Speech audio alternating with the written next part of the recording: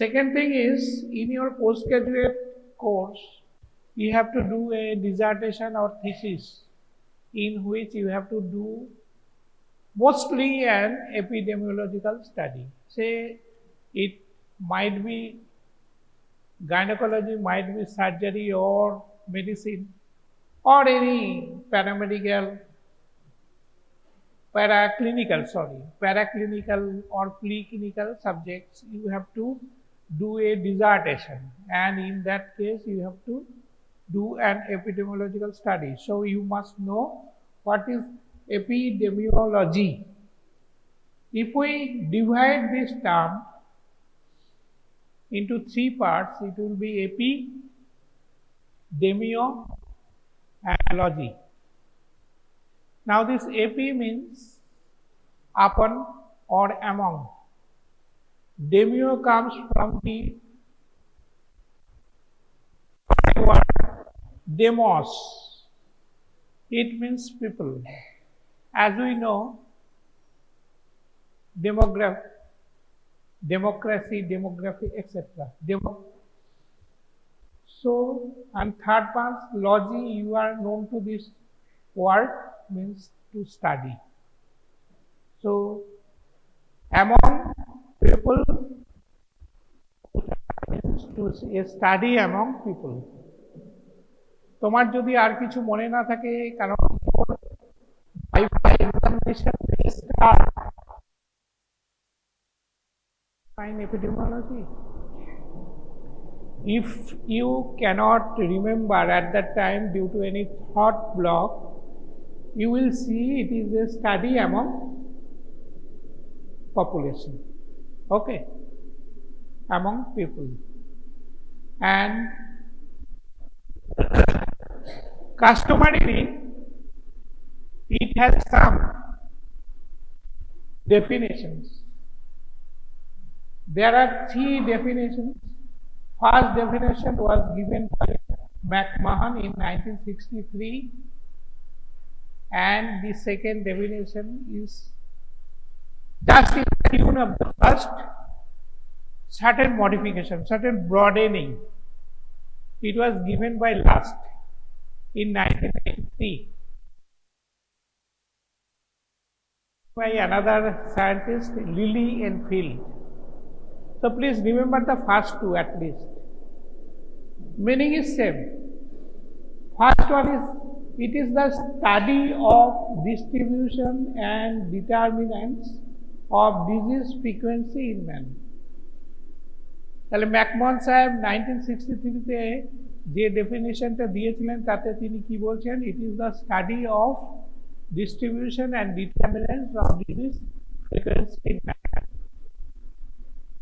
If it was explained, so it can be said that it is a study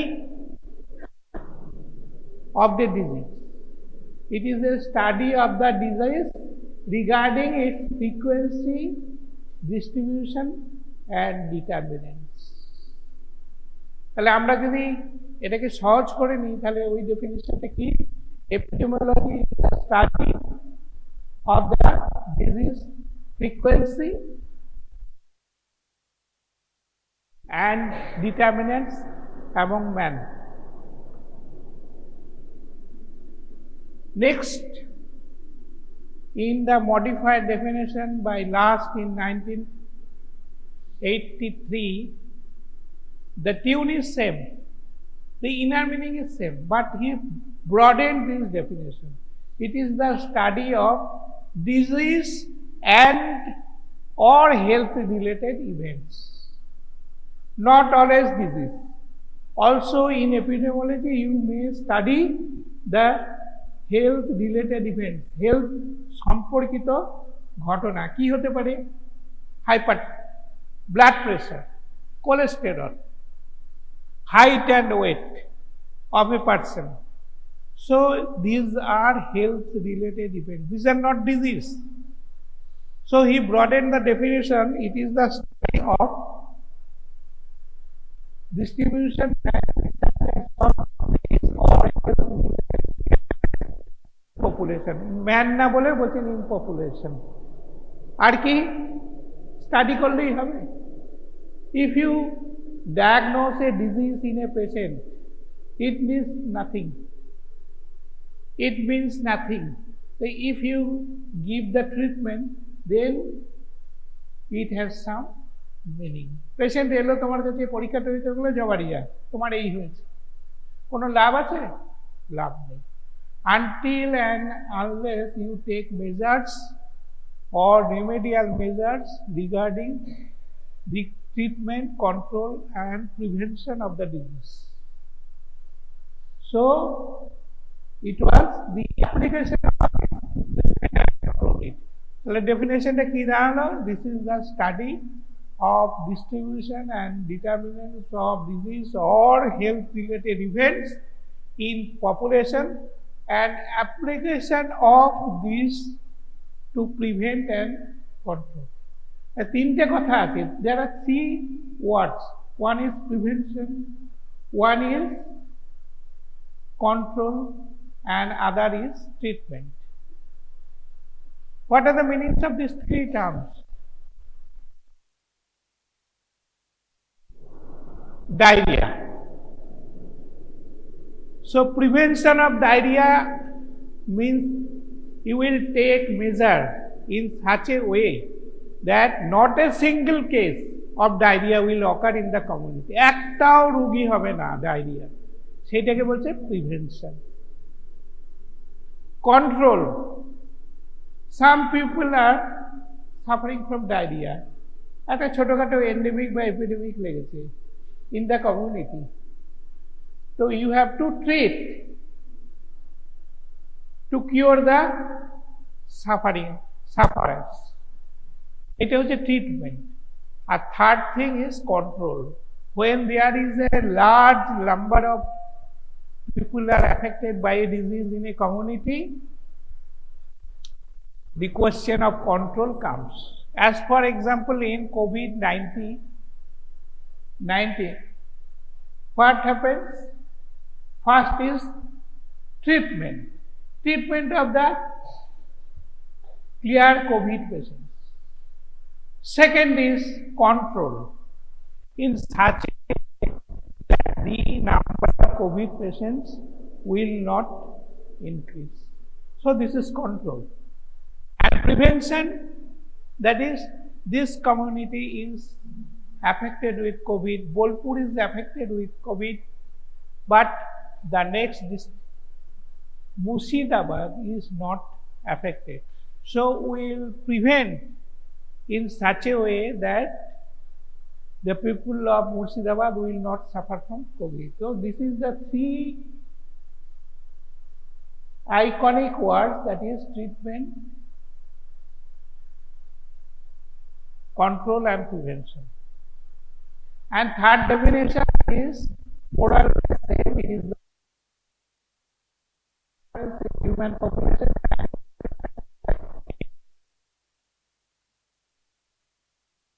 So you may not remember this, but some good students, those who will get honors, this definition may be arekta definition ache. There is another definition, Lily and Phil. Can you say, jodi tumi paro bolbe, ar jodi na paro jani na. Okay, but this is not.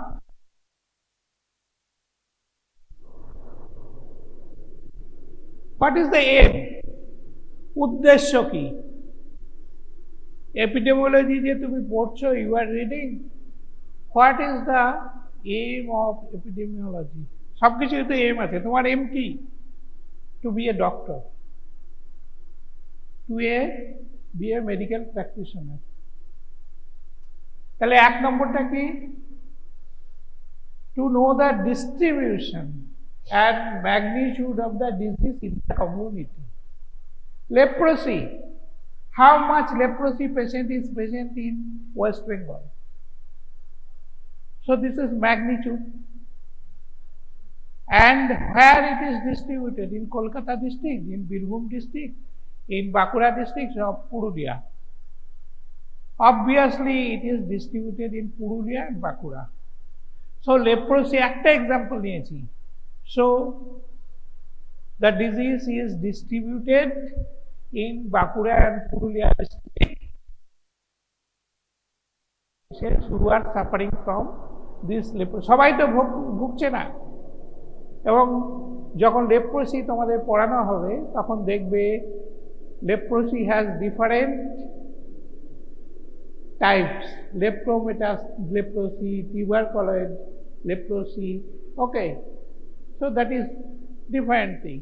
So you will know by epidemiology the distribution and magnitude of disease. Second thing, to identify the etiological factor in the pathogenesis of the disease. Pathogenesis, what is pathogenesis? Pathology শুরু হয়েছে? What is pathology? Key. It is a study of abnormality of the tissue. Physiology, normal functioning. Pathology is just opposite to pathology, physiology. So, তুমি এখন normal function দেখছো, structure. But, for example, kidney, pathological kidney, nephritis, tumor, কি হয় সেটা তখন দেখবে। এখন তুমি your normal texture, cross section, function, blood vessels, nerve, artery supply, venous drainage সবকিছু এখন দেখছো। Now you are seeing in physiology mainly functions and structures in anatomy. So, in the OPD or emergency, a middle-aged person came with chest pain, severe chest pain, ছটফট করছে। তোমার first diagnosis কি হবে? Professional প্রথমে দেখেই তো একটা diagnosis করতে হয়। It might be a case of myocardial infarction or coronary heart disease. That is, his heart is coming from the deficiency of oxygen. Oxygen ঠিক মতো যাচ্ছে না বলে the heart is crying in pain. এই পেনটাই, এই হার্টের এই ক্রাইটাই হচ্ছে পেন, চেস্ট পেন। তোমার প্রথম হতে পারে it might be a case of, তবে গ্যাস টেস্টগুলো আলাদা। এখানে স্টমাক আছে, খুব তেলে ভাজা খেয়েছো, গ্যাস খোঁচা মারছে, ব্যথা হচ্ছে, কিন্তু দ্যাট ইজ ডিফারেন্ট টাইপ। ওরকম ব্যথা হয় না, কিন্তু প্রচন্ড ব্যথা হচ্ছে। তার মানে it is the disparity of demand and supply. তোমার বাড়িতে যদি দেখো সরু হয়ে জল আসছে, তোমার ফ্যামিলিতে কি হবে? হই হই লেগে যাবে। আরে এই এতগুলো মেম্বার, বাসন মাজা হয়নি, কাজের লোক বলছে এই বৌদি জল পড়ছে না, আমি কি করে মাজবো। রাঁধুনি যদি থাকে বলবে কি করে তরকারি ধুয়ে রাঁধবো। বাড়ির বাবু স্নান টান করে অফিসে যাবে, বলছে আমি কি করে স্নান করব, এত নোংরা, ওয়াশিং মেশিন চালাবো কি করে। সো দেয়ার ইজ এ বিপ্লব, revolution. Why? The water supply is very slow. Similarly, in heart, when the blood supply is less or lessened, the demand is not fulfilled. Heart ঠিক মতন খাবার পাচ্ছে না, oxygen পাচ্ছে না। What is the food? Glucose. What is the oxygen? That is oxygenated blood is not coming to heart, so heart will cry. বাড়ির গিন্নি, বাড়ির কর্তা, বাড়ির সবাই যেমন চিৎকার করছে কি হবে কি হবে, heart will also cry, and this cry of heart is manifested in the form of pain, chest pain. So it is called myocardial infarction. And if you continue these things, the heart at one time will stop. That means the person will die. and it is called sudden death. And myocardial infarction is the cause of one of the most causes of, that is the অন্যতম major cause of sudden death is coronary heart disease. বললাম মনে রাখবে যে ডাক্তারবাবু হঠাৎ করে বাবা বাজার থেকে এলো বা এলেন, বললেন চা দে, ড্রয়িং রুমে বসে আছেন, কাগজটা পড়ছেন, আমরা চা নিয়ে গিয়ে দেখলাম কি বাবা এরকম করে বসে আছেন কাগজ নিয়ে, বাট হি ইজ ডেড। এই অবস্থা হলো এখন, হ্যালো, এই অবস্থা হলো, কিন্তু শোনা, am I audible? It is the cause of, মনে হচ্ছে সাউন্ড যাচ্ছে না, it is the cause of coronary heart disease. এরকম অনেক পেশেন্ট পাবে সাডেন ডেথ, তখন তোমার প্রথমেই মনে হবে it might be a case of coronary heart disease. আর পেশেন্টটা যদি প্রচন্ড, হ্যালো, ব্যাটারি এখানে পাল্টালো তো, জালি ব্যাটারি কিনা জানি না, মনিটর করার কেউ নেই, এতে এসেছে মনে হয় না। So your first thing that will act in your brain is it might be a case of myocardial infarction. Patient যদি দেখে যন্ত্রে মরে গেলে তো হয়েই গেল,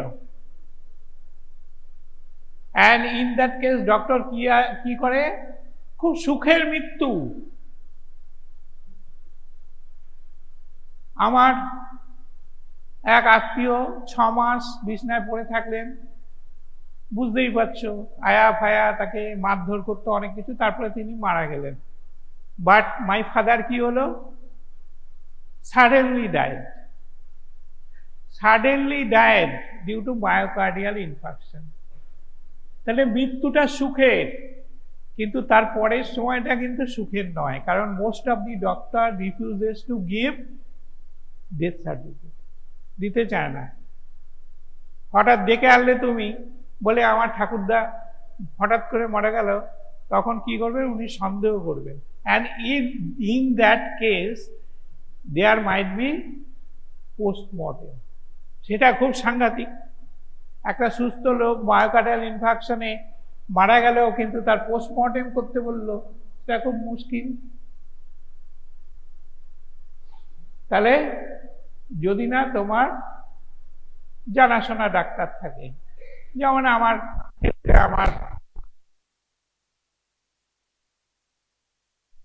দিয়ে দিলেন ডেথ সার্টিফিকেট, এটা এমনি সাধারণ লোকের ক্ষেত্রে কিন্তু অত্যন্ত নাজেহাল অবস্থা।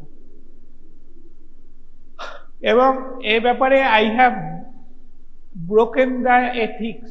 কি ব্যাপার না, নিজের নিকট আত্মীয়কে ডেথ সার্টিফিকেট, মেডিকেল সার্টিফিকেট ইত্যাদি ইউ ক্যানট গিভ। তুমি বলতে পারো না যে আমার ভাই অফিসে যেতে পারেনি বিকজ হি ইজ ইল, এটা চলে না, it is unethical.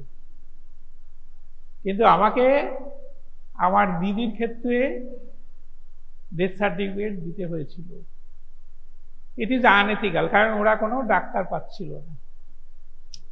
Next thing is, তাও মেল করে অনেক দূর থেকে। তো anyhow,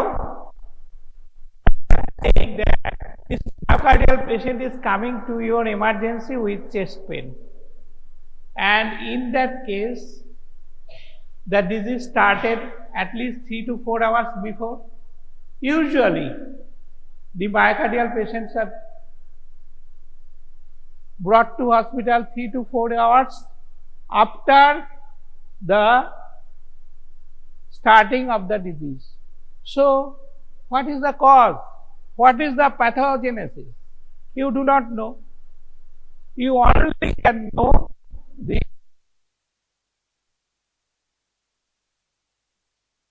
the help of epidemiology. Third thing is, if there is a disease load in the community, you have to control it, you have to treat it, you have to prevent it. আমি তো আগেই মানেগুলো বলে দিয়েছি। So for this disease you need data, পরিসংখ্যা, unless and until you get the data you cannot treat, you cannot control, you cannot prevent. Suppose in case of leprosy you employed leprologist in Kolkata district but not in Purulia district. You supplied anti-leprotic drugs to Kolkata district. সব কিছু তো কলকাতা আগে পায়, but not to Purulia district. You constructed leprosarium, that means the hospitals where the leprosy patients are treated in Kolkata district, but not in Purulia. Why? Because you have no data. If you would have sufficient data that the prevalence of the disease is most in Purulia district, Bankura district, then you could not deploy the manpower, medicines, hospitals in Kolkata district. You should at that time place the proper supply of medicine, doctors and hospitals in Purulia district. So until and unless you know the data, essential data, you cannot provide, you cannot utilize this for treatment, control and prevention of the disease. And also priority. Also you have to check the priority. Priority example কি, সাউন্ডটা তোমরা চলে যাচ্ছ নেই নাকি বারবার সাউন্ডটা চলে যাচ্ছে, আসছে, আপ ডাউন করছে। একটা পেশেন্ট এসছে, দুটো পেশেন্ট একসঙ্গে এসছে, তো একটা পেশেন্ট হচ্ছে মায়োকার্ডিয়াল ইনফাকশন, যন্ত্রণা সব শেষ হয়ে গেছে, স্থির হয়ে শুয়ে আছে, মানে মারা যাবে। আর একটা পেশেন্টকে কি না বিচ্ছু কাটলিয়া, মানে কি স্করপিয়ন বাইট, প্রচন্ড জ্বালা করে, প্রচন্ড চিৎকার করছে। पेशेंट पार्टी बोलছে কি ডাক্তার বাবু कुछ तो कीजिए, वो मरीज तो चुपचाप है, আর এ কি করছে ফাটিয়ে ফেলছে এমার্জেন্সি। তা তুমি কোনটাকে দেখবে? ফার্স্টে myocardial infarction patients, definitely, because you will not get time. Wastage of every minute of time means the progress of the patient towards the death. So in that case, এবং এর জন্য আমি প্রায় মারও খেয়েছিলাম একবার এমার্জেন্সিতে, হাউস স্টাফ পিরিয়ডে, কারণ ওইটা একটা সার্টেন কমিউনিটি থেকে এসেছিল, তারা খুব অ্যাডামেন্ট, ও তো চিৎকার করে ফাটিয়ে ফেলছে। আর এখানে কি হয়েছিল না, একটা মিডিল ক্লাস ফ্যামিলি থেকে এসেছিল, তারা খুব ভদ্র, তারা চুপচাপ আছে, পেশেন্ট অত চেঁচামেচি করছে না।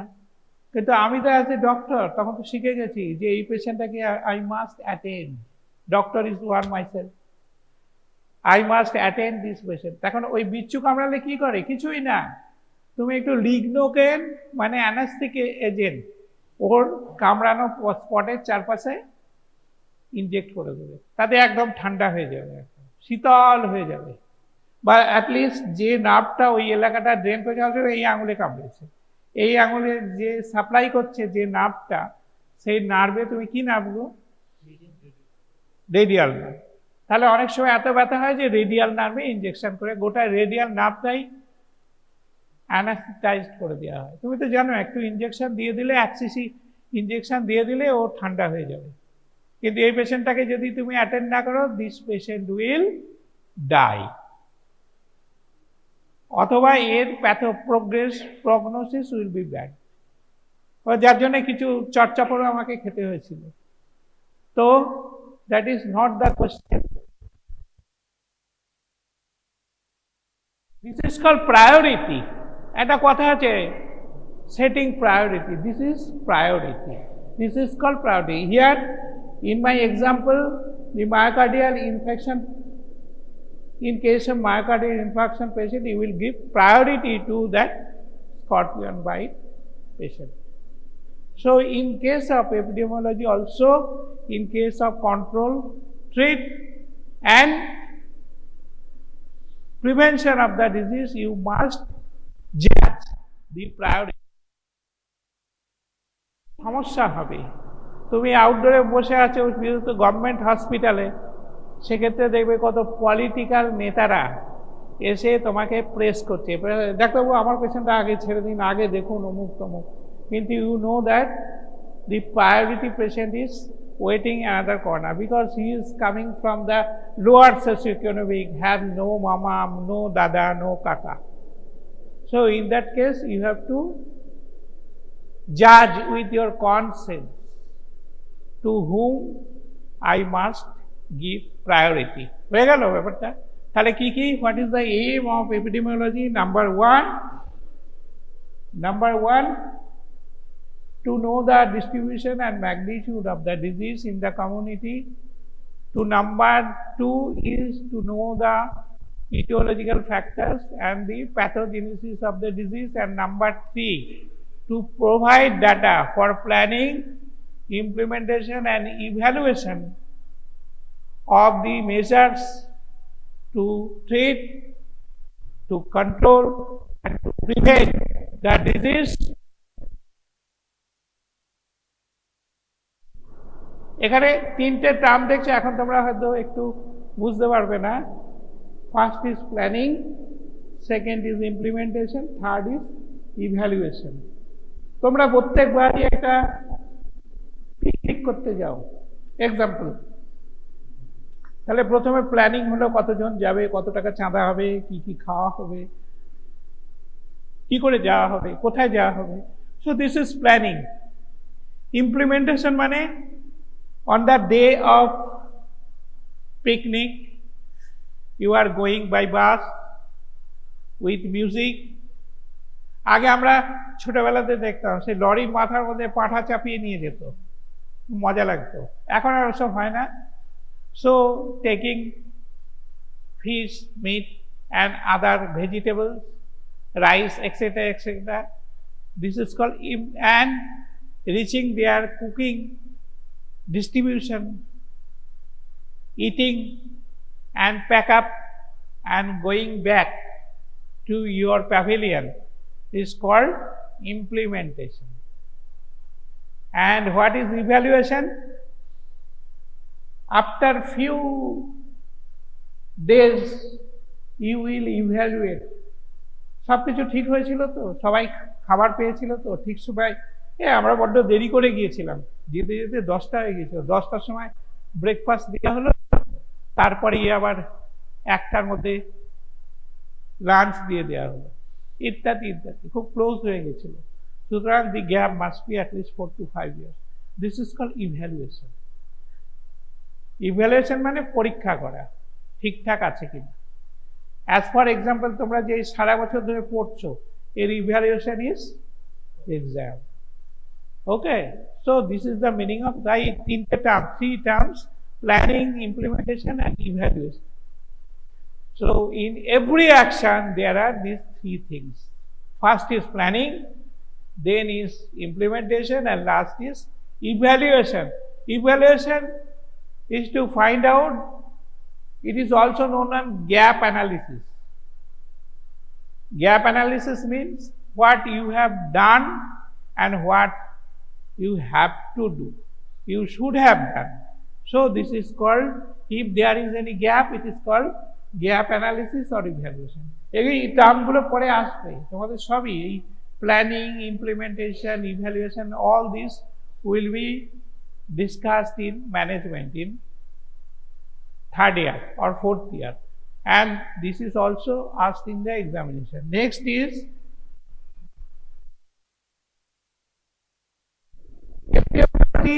the components are three. ওই definition you have seen three things: frequency, distribution, and determinants. What is frequency? That is the occurrence of the disease. That is the prevalence. That is the different rates of disease, death rate, mortality rate, perinatal mortality rate, child mortality rate, infant mortality rate. All these are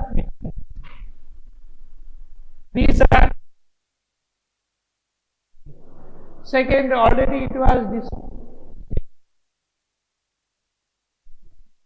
example. Tetanus is more prevalent in the outskirts of the disease city, but chronic obstructive pulmonary diseases are more in the center of a city. তুমি যে কোনো একটা সিটির সেন্টারে দেখবে যে chronic obstructive COPD is more because there is more pollution. But if you go to the outskirts, in the fringe area, in that area you will see the COPD is less. But other diseases like diarrhea, that is the tetanus, etc., these infective diseases are more. And second thing, goiter is present more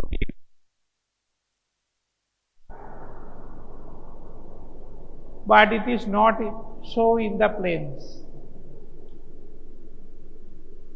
Gastric ulcer and duodenal ulcer, that is peptic ulcer, is more in case of South India, but it is less in North India. So these are the examples. So you will see different diseases are present in different areas, not prevalent. As I have given that we have so many districts, leprosy is more prevalent in Bankura and Purulia. In case of COVID, we have also seen that the districts of Purulia, etc., these are affected much later. It is the Kolkata is, South Chobbish Pargana is the beginners. Right? So this is the distribution. Already I have, and last is determinants. What is determinants? এটা পড়ানো হয়েছে না, determinants. Determinants means which determines the occurrence of the disease. কি কারণ? It is the cause actually. So in epidemiological term, it is called determinant. So the three components are frequency, distribution, and determinants.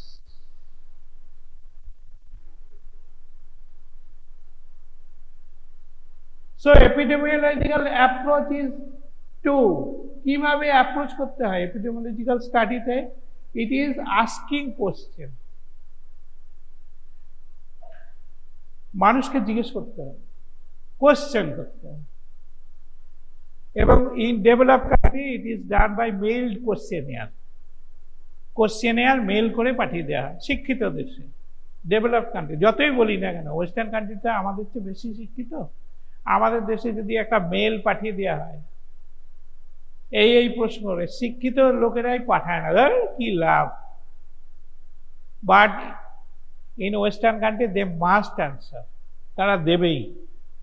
আমার কাছে তো কত question, এই যে তোমাদেরকে যে ইউজ করো গুগল লিঙ্ক হেন তেন, তারপরে হচ্ছে ওই কি বলে উবের, যাত্রী সাথী অ্যাপ ব্যবহার করার পরে জিও তোমার কাছে আসে 5 স্টার দেওয়া, তুমি কি অ্যান্সার দাও না, স্কিপ করে বেরিয়ে যাও। But in western country the statistics says that they must answer. একটা স্টার কি দুটো স্টার কি তিনটে স্টার তারা কিন্তু দেবেই, কিন্তু আমরা দিই না, আমি নিজেই দিই না। এই যে আমি হাওড়া থেকে অনেকদিন যাত্রী সাথীতে যাই 5টা স্টার দিয়ে, অনেকগুলো কারণ থাকে, পয়সা বেশি চেয়েছে কিনা, ঠিক সময় চালিয়েছে কিনা, সেফ রাইড করেছে কিনা, সব স্কিপ করে বেরিয়ে যায়। এত সময় নেই, কারণ আমরা জানি কোনো অ্যাকশন হবে না। একটা ড্রাইভারের কোয়ালিটি যে আমি জাজ দিচ্ছি, তাকে যে পয়েন্ট দিচ্ছি, পরের দিনও দেখা যাবে সেই ড্রাইভার যদি অ্যাক্সিডেন্টালি আমার কাছে পড়ে, সে আবার পয়সা চাইবে বিটারের ওপরে। সো ইউ মাস্ট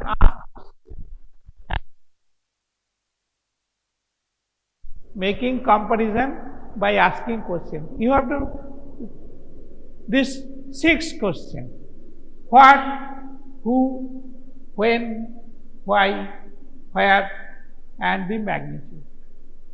এই 6টা কোশ্চেন তোমাকে জিজ্ঞেস করতে হবে। What is the disease, who are the causes, where is the cause,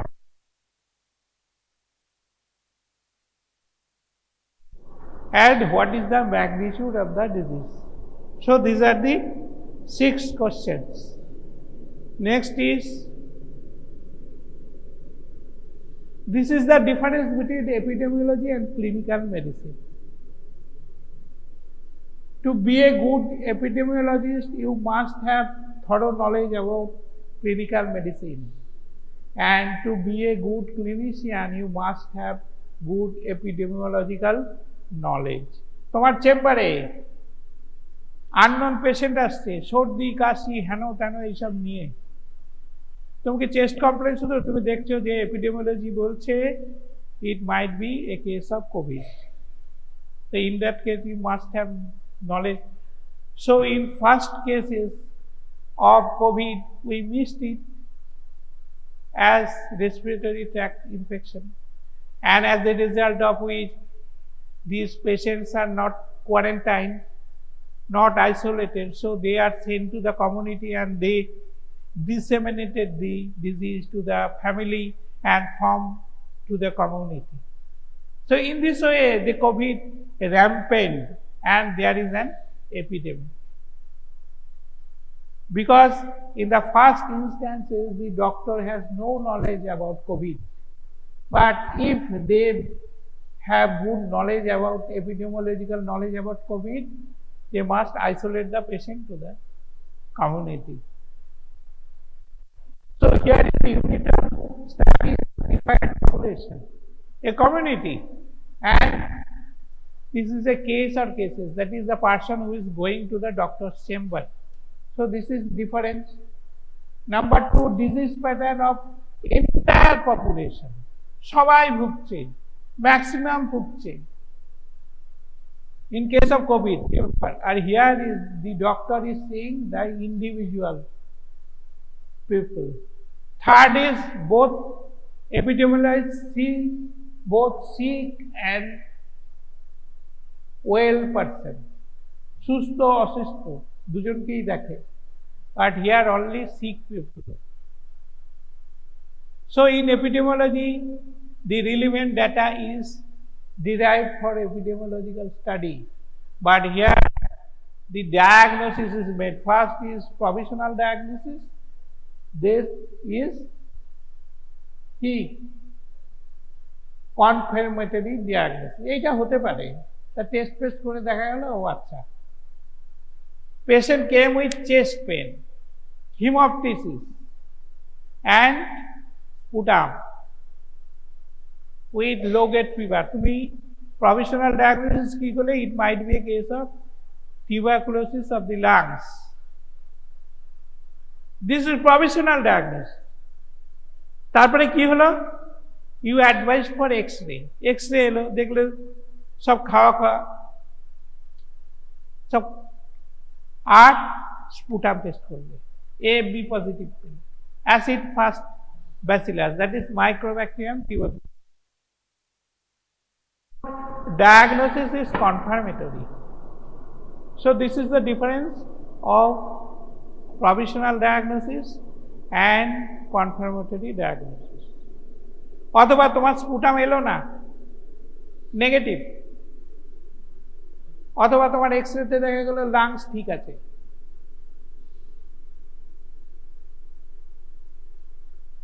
in that case your provisional diagnosis is not a case of tuberculosis, it might be a case of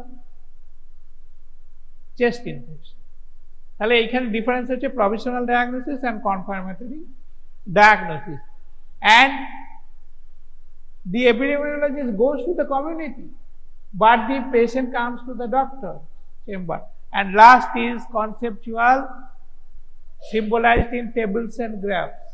This epidemiologist with this graph makes tables and graphs. But in case of doctors, what they do, they clinical diagnosis and laboratory diagnosis. এবং তাতেও যদি সন্দেহ হয় তাহলে কি হবে? After death there will be postmortem. আমাদের দেশে পোস্টমর্টেম খুব বেশি হয় না, but in western country most of the cases postmortem is being done. আমাদের দেশের লোকেরা খুব চাচামেচি করলো, পেশেন্ট মরে গেছে, মেরে ফেলবো, ভাঙচুর করে দিল, ডাক্তারকে মারলো, খুব হইচই হচ্ছে। ঠিক আছে, আপনাদের যখন সন্দেহ হচ্ছে আমরা পোস্টমর্টেম করে দেখবো, ব্যাস সব চুপ। না না না না, একটু পরে এসে বললো যে না না আপনি ছেড়ে দিন, আমাদের আর পোস্টমর্টেমের দরকার নেই, কাটা ছেড়া একেই তো মরেই তো গেছে, আর তো ফিরে পাবো না, ইত্যাদি ইত্যাদি। ঠিক আছে, তা পেশেন্ট ম্যানেজ করার টেকনিক আছে।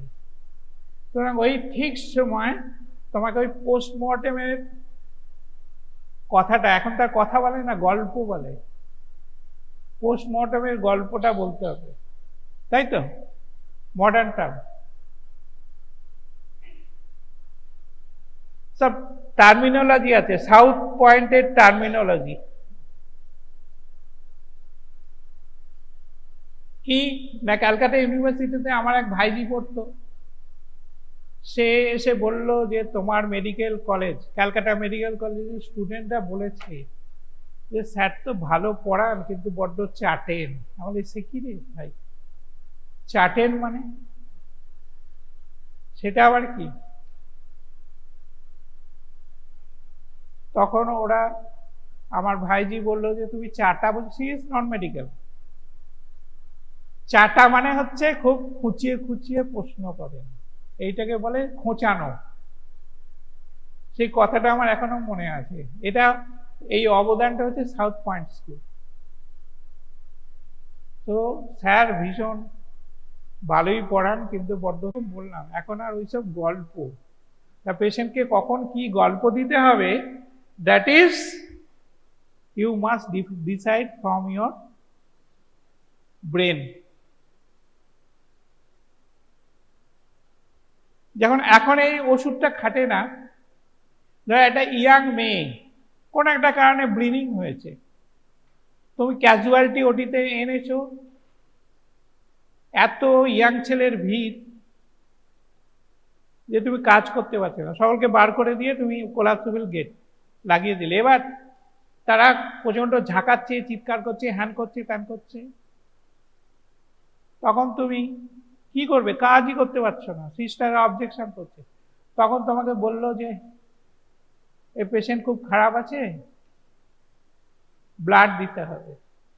হ্যাঁ ডাক্তারবাবু লিখে দিন, কি ব্লাড, কত বোতল ব্লাড লাগবে, হেন কেন? আমাদের বলো না, ওইসব ইয়ের ব্লাড হলে হবে না, ফ্রেশ ব্লাড লাগবে।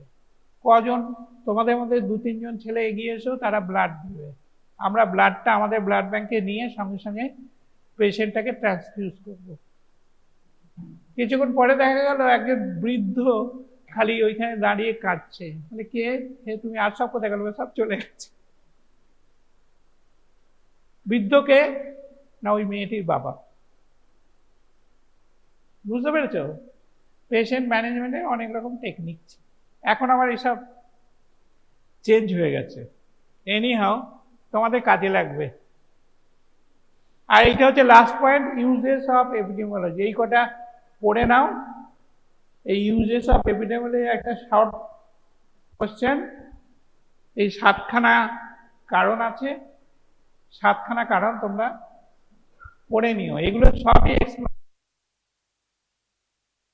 Number 1 is to study the historical rise and fall of the disease in the population. Fall of disease হবে, of diseaseটা কেটে গেছে।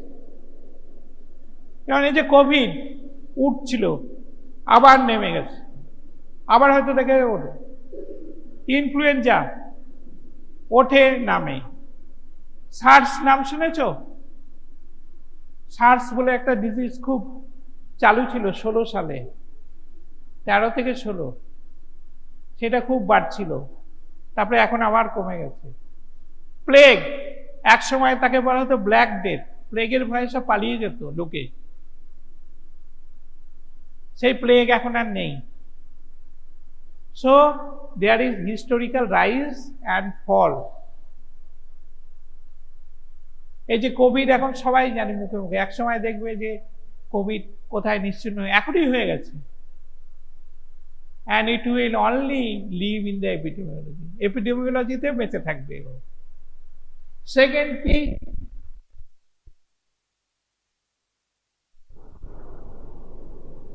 প্র্যাকটিক্যাল করানো হবে। Third is planning and evaluation. আমি তো বলে দিলাম পিকনিকের গল্প, পিকনিকের কথা, planning and evaluation. Fourth is evaluation of individual risk and chances, that is কার কতটা চান্স আছে, এই বয়সে আমার মিজিলস হবে কিনা। সো আমার কি, আমার এখন আর মিজিলস হবে না, মামস হবে না, রুবেলাও হবে না, কি হবে, করোনারি হার্ট ডিজিজ হবে না, because I cross that middle age. Gall bladder disease usually হবে না, কি হবে আমার এখন, স্ট্রোক হতে পারে, আর কি হতে পারে, ক্যান্সার হতে পারে, ম্যালিগন্যান্সি। আমি সেই বয়সে পৌঁছে গেছি, কিন্তু তোমাদের ক্ষেত্রে আলাদা। So there is different risk and chances of different disease in different age group. এটা এপিডেমিওলজির একটা ইউজ। তারপরে কি, সিনড্রোম আইডেন্টিফিকেশন। সিনড্রোম আমরা অনেক কিছু পড়বে, সুতরাং সিনড্রোম অ্যান্ড ডিজিজ দুটো হচ্ছে আলাদা। একটা ছেলেকে টিচার জিজ্ঞেস করলেন যে এইখানে ব্যথা হচ্ছে কি, the 99% of cases is amoebic hepatitis, the commonest cause. MBBS আমাদের ক্লাসের এই স্টুডেন্টের 99% স্টুডেন্টের আছে, আই এম শিওর 100% হতে পারে, আমার তো আছেই, because the water and climate is very congenial for amoebiasis, এবং 100% বাঙালি আমাশায় ভোগে। আর কোনো তো আশা নেই জীবনে, শুধু আশা। Next is completing the natural history of the disease. একটা ডিজিজ তোমার কাছে এলো, coronary heart disease in the emergency, what is when it started, what are the causes, what is the outcome, সব is called natural history of the disease. And last is searching for causes of risk factors. Risk factor টা বার করতে হবে, তবে কখনোই কিন্তু কোনো ডায়াগনোসিসে যেটা most common সেটা বলবে। যেমন মিজিলসের কমপ্লিকেশনস কি, it is chest infection, ARI, diarrhoea, malnutrition. কিন্তু তুমি প্রথমেই বলে দিলে নেভার ডু দিস, এসএসপি, কারণ সাব প্যান এনকেফেলাইটিস সেটা হচ্ছে 7 লাখে একজনের হয়, বুঝতে পেরেছো? সুতরাং অ্যাবনর্মাল ডায়াগনোসিস কখনো বলবে না, করবেও না। তোমাকে বললে এখানে ব্যথা হয়েছে, কি কি হতে পারে, তুমি প্রথমে বলবে অ্যামিবিক হেপাটাইটিস, কিন্তু তুমি বলে দিলে ক্রুভেলিয়ার বমগার্টেন সিনড্রোম, এত বড় একটা গোল্লা চলে আসবে, বুঝতে পেরেছ, big rasgulla. So this is all for today. There is no time for recapitulation. I have already caused 2 minutes, 3 minutes. যদিও ক্লাসটা শেষ হওয়ার কথা ছিল 9:50, কিন্তু এখন 10:03 বাজে। Okay, thank you.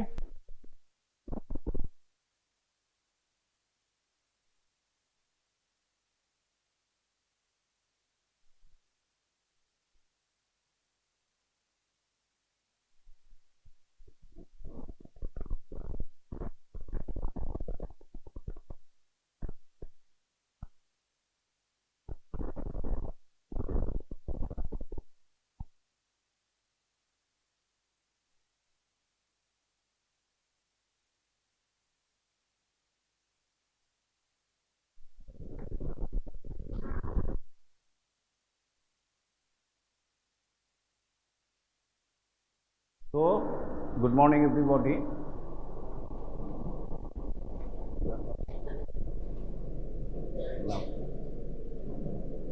Namo, এটা না পুরোটাই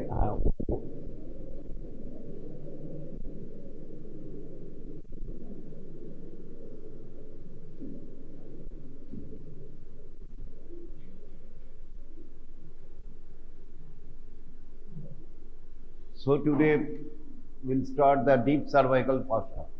Some of the explain why questions can be asked are given regarding this. So in the left side we cut the skin. So you will find the muscle, the platysma, which takes origin from the lower border of the mandible and comes down and passing over the clavicle and passing through the fascia over the pectoralis major. So this is the platysma, superficial group of muscles, means subcutaneous group, and there are some subcutaneous group of muscles are present in our body, of which the most important is this platysma. Other is the facial muscles, dartos muscle, this palmaris brevis muscle. These are the example of subcutaneous muscle present in our body. Usually muscle lie deep to the deep fascia, but here lie superficial to the deep fascia, just below the skin. So they are called the subcutaneous muscle. In the animal, these are well developed and called panniculus carnosus group of muscles. Panniculus carnosus. So these are the member of the panniculus carnosus group of muscle. And in the superficial fascia, you will find two veins.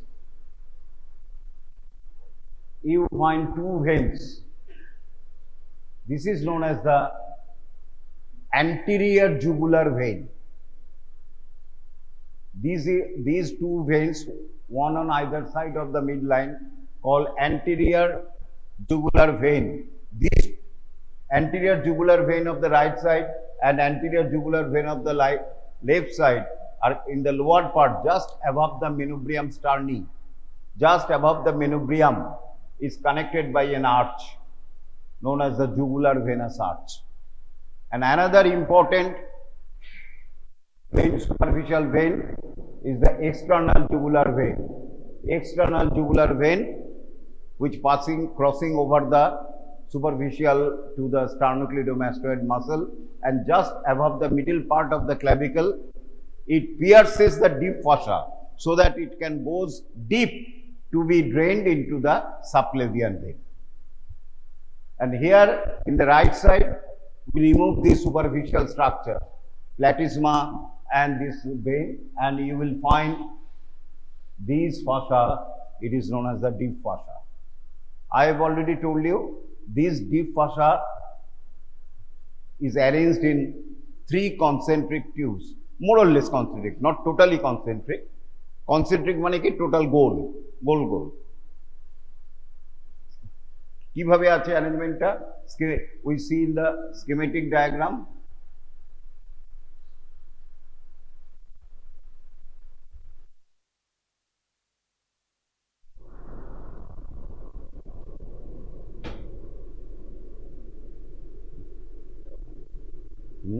Of করে দেবো।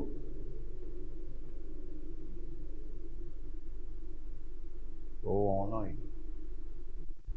Look, this is the totally covered the neck. This is the investing layer.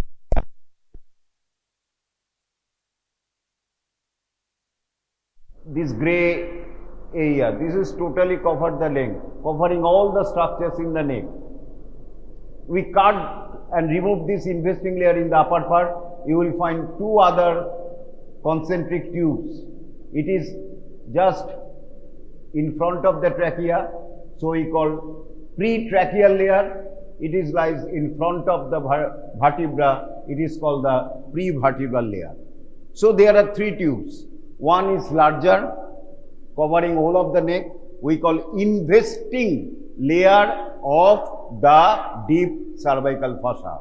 If we remove this investing layer, you will find two other tubes of deep fossa. One is anteriorly, pretracheal layer, one is posteriorly, prevertebral layer. Why it is called pretracheal layer? It lies just in front of trachea. Why it is called prevertebral layer? It lies in front of the vertebra, right? In front of the vertebra, behind the pharynx and esophagus. So there are, and all are connected with one another. All are connected with one another. So there are three tubes of the deep fossa, investing layer, pretracheal layer and prevertebral layer. And some specialized structures also present made by this deep fossa, of which one of the most important is the carotid sheath, and also some ligament, stylomandibular ligament, and a fossa, parotidomasseteric fossa. These are the derivatives of this deep fossa.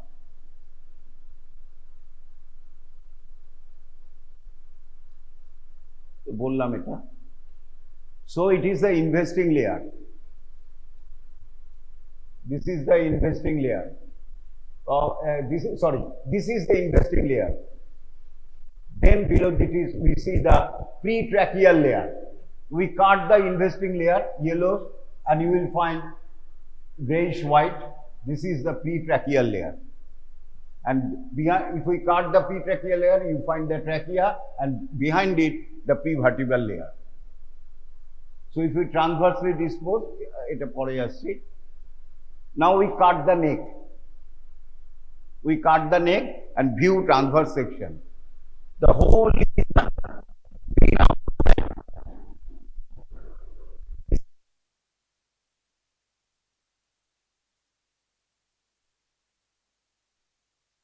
pretracheal layer. This is a green is the pretracheal layer, and it is the prevertebral layer. It is the prevertebral layer. Pretracheal layer in front of the trachea and esophagus, prevertebral layer in front of the vertebra.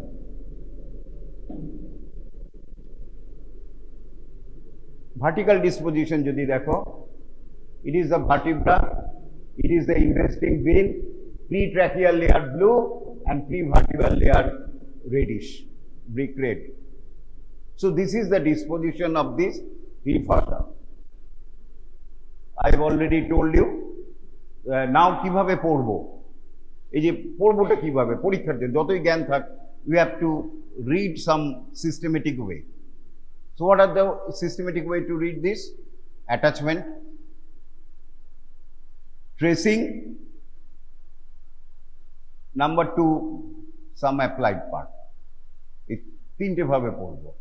Attachment কিভাবে পড়বো? Above,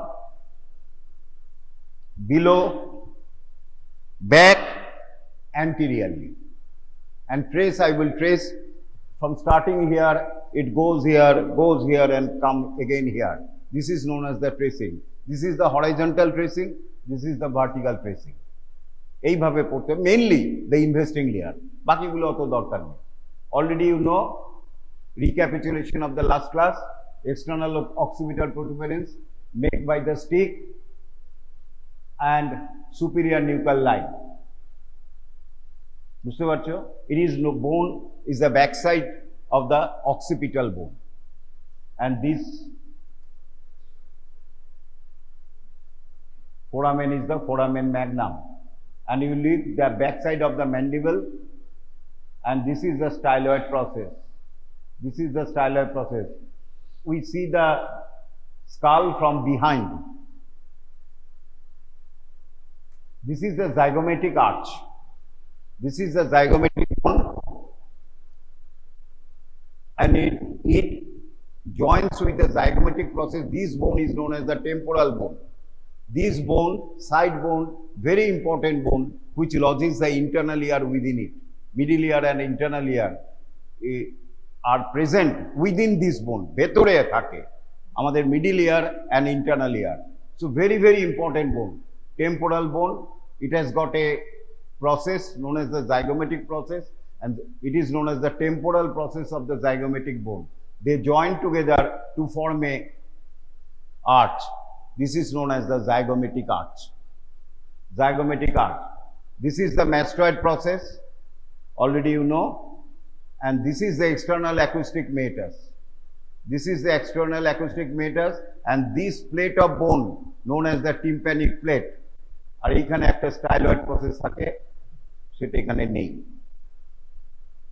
And you look the ligamentum nuchae. What I have told you, the spine of the cervical vertebra joined in the backside, a thick ligament, triangular ligament is present, known as the ligamentum nuchae. And this is the attachment of the, now আমি ঢুকে যাচ্ছি investing layer of the deep cervical fossa description. First, why it is called investing layer? Because it invests all the structures of the neck, muscles, vessels, etc. So it called investing layer. Attachment, superior attachment.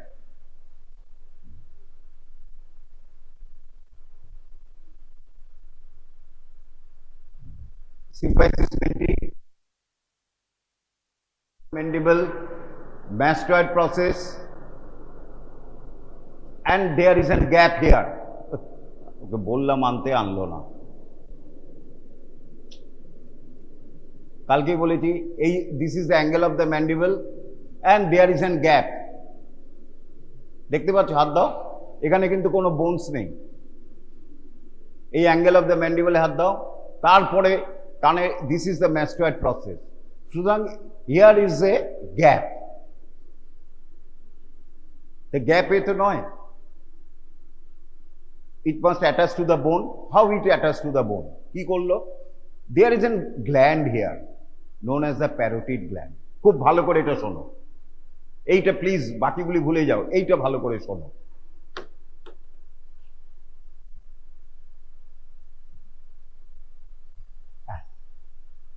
So it is the investing layer of the deep cervical fossa, superior attachment starting from the lower border of the mandible in the midline, goes laterally, laterally, and laterally.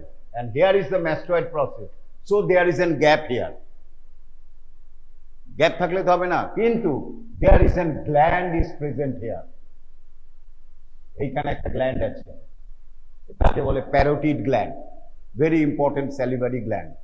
তখন কি করছে? এইখানটায় gland আছে, it splits to enclose the parotid gland. It splits to enclose the parotid gland and goes out. এই যে parotid splits করে করছে। So if it is a parotid gland, it splits to enclose the parotid gland. বুঝতে পেরেছো? It is the parotid gland. So নিচে single layer, but when it comes to the parotid gland lower border, it splits to enclose the parotid gland, so that parotid gland is covered by a superficial layer of the deep cervical fossa, investing layer, and backside another layer of the deep layer of the deep cervical fossa. Then again it reunites above and attaches to the lower border of the zygomatic arch.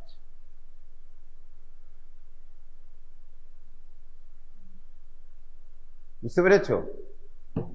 Lower border of the zygomatic arch. তারপরে কি করছে? Back সাইডে গেছে। Then it attach to the body, external acoustic meatus, styloid process, tympanic plate. Then is lastly attached to the mastoid process. Then the superior nuchal line and continues to the opposite side. এখান থেকে শুরু হলো, আবার বলছি, investing layer. ওহ, আমি তো এনেছিলাম, দাঁড়াও দাঁড়াও দাঁড়াও, বয়স হয়ে গেছে।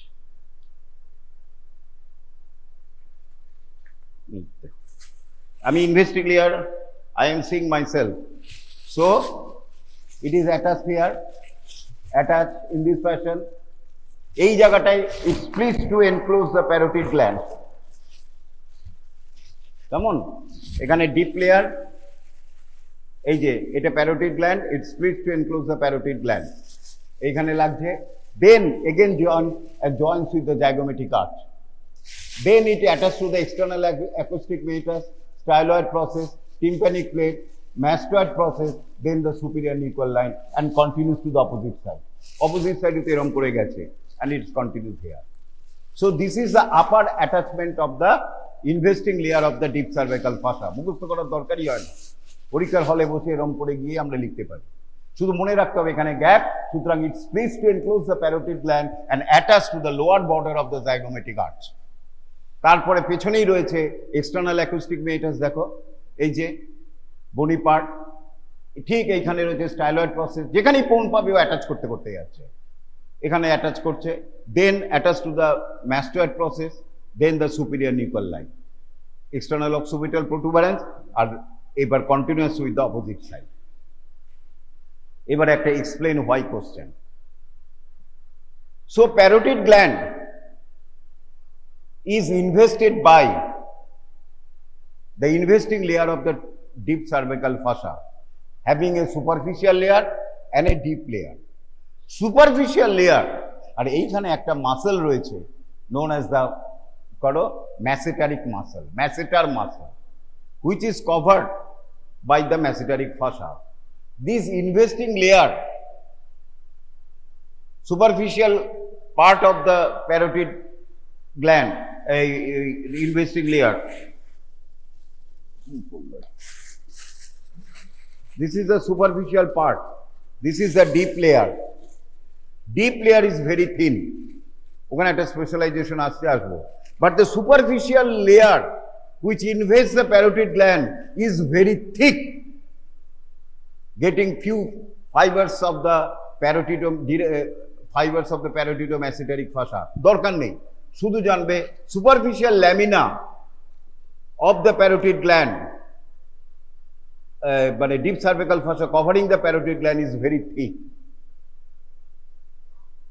so that whenever parotid gland is enlarged, when parotid gland is enlarged, especially in mumps, বাচ্চাদের মাম্পস ভাইরাস ইনফেকশন হয়, এই মাম্পসে gland is enlarged, it cannot expand anteriorly. যেই এক্সপান্ড করতে পারবে না, there will be pain, because it irritates the nerve. সেই যে বলেছিলাম পেরিয়ানাল স্পেসে কেন পেইনফুল, ছোট ছোট লকুলি, so it cannot expand the pus, it irritates the nerves surrounding it, so there is a painful. So mumps is very painful. So enlargement of parotid gland is very painful due to it stresses the superficial layer, give pressure on the superficial layer, it cannot expand anteriorly, which irritates the nerve, causing severe pain, which is occurred in, especially in inflammation of the nerve, a gland, known especially in mumps. So parotid swelling is painful. Tarpore next is the deep lamina. Deep lamina, a part of the deep lamina is thickened. A part of the deep lamina is thickened. এরকম একটা thickened হয়ে যায় and form a ligament. Ligament has got a name. What is the name of this ligament? Stylomandibular ligament, attached to the styloid process and the angle of the mandible. Stylomandibular ligament. আমি কেন stress দিচ্ছি এখানে? MCQ question can be asked. This stylomandibular ligament separates the parotid gland with the submandibular gland. Which structure separates the structure separating the parotid gland and submandibular gland? Stylomandibular ligament, sphenomandibular ligament, sphenomandibular raphe, stylohyoid ligament. Answer হবে stylomandibular ligament. Stylomandibular ligament is not derived from the deep investing layer of the deep cervical fossa, from the deep lamina of the parotid gland, covering the parotid gland. And this stylomandibular ligament separates the parotid gland with the submandibular gland. So it is essential in surgical operation of the parotid gland. তাহলে এই দুটো important জিনিস আমরা শিখলাম। আচ্ছা, below সবাই পারবে, তাহলে এটা আপার অ্যাটাচমেন্ট হলো, লোয়ার অ্যাটাচমেন্ট সবাই পারবে। Upper border of the manubrium sterni, upper border of the clavicle, then the acromial process, then the spine of the scapula, and it is spine of the 7 cervical vertebra and continuous to the opposite side. এই যে এইবারে আবার দুটো important জিনিস আছে। এই যে manubrium স্টার্নিতে upper border it is attached, খুব ভালো করে শোনো এটা আবার। এখানে কি করেছিল, parotid gland splits to enclose the splits to form a 2 layers which covers the parotid gland. Similarly, যখন এখানে নামছে investing layer,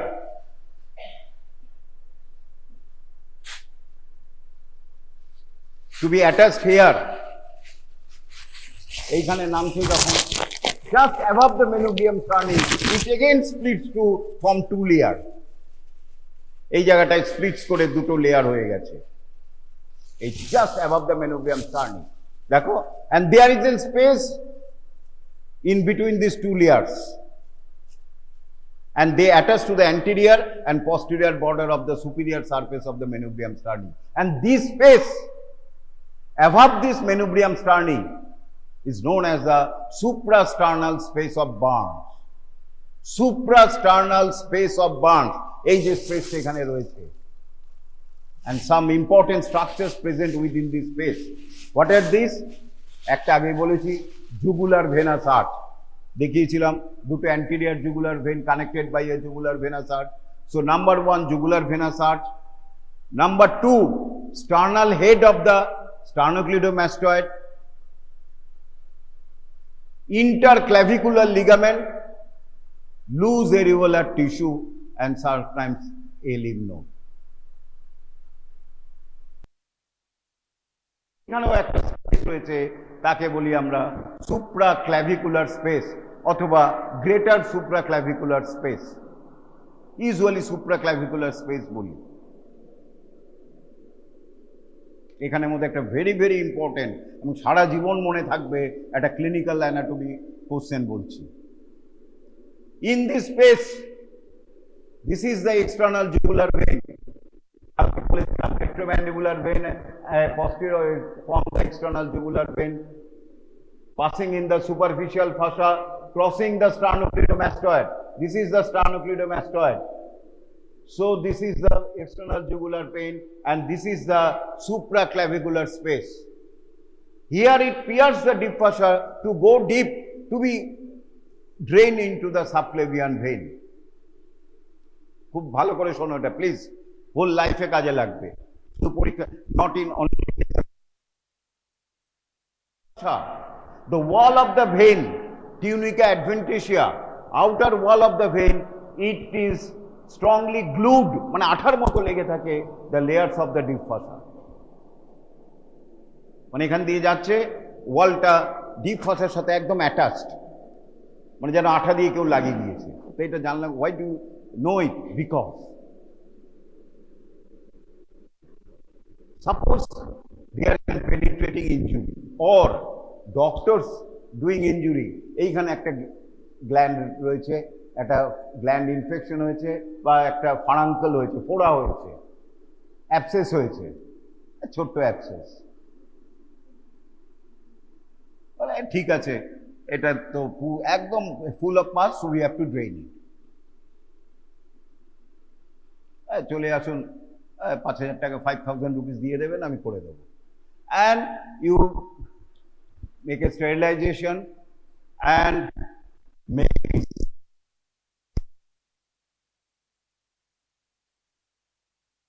this external jugular vein.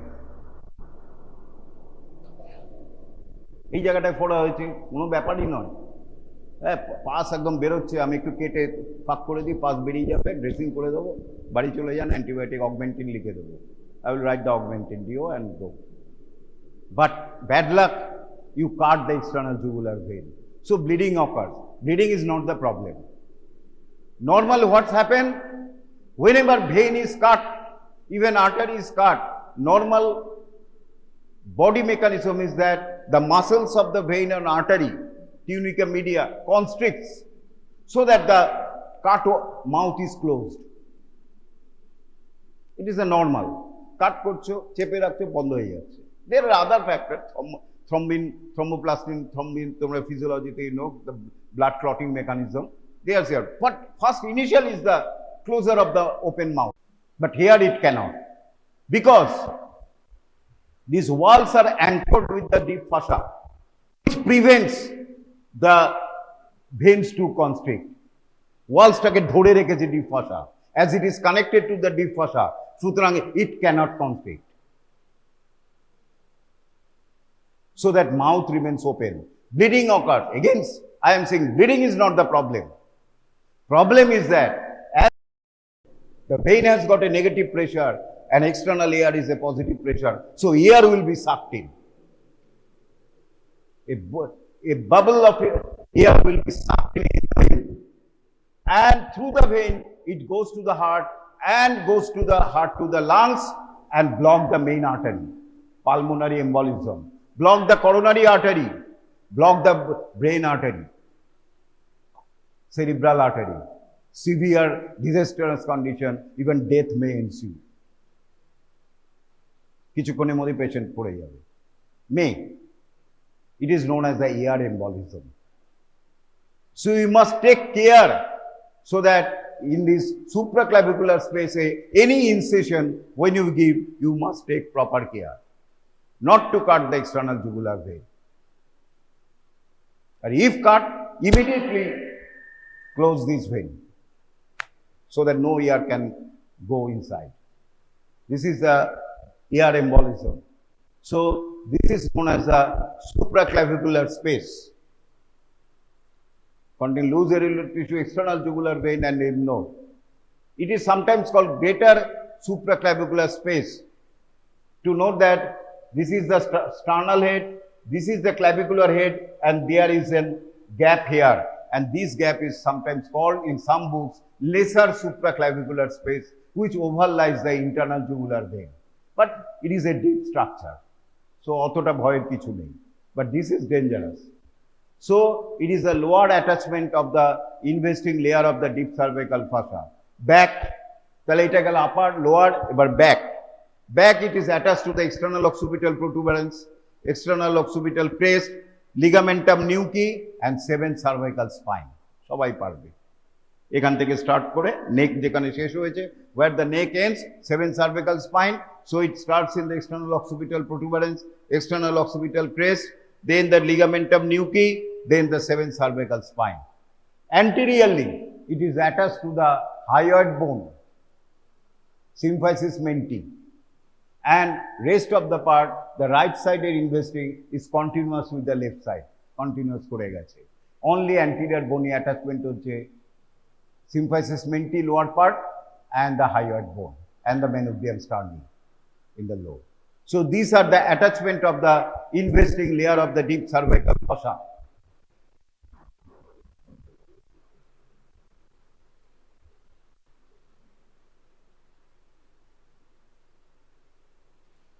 সুতরাং বুঝতে পারছো, এইভাবে 1, 2, 3, 4 করে পরীক্ষায় লিখলে খুব ভালো হয়, আমাদেরও দেখতে সুবিধা হয়, নাম্বার বেশি পায়।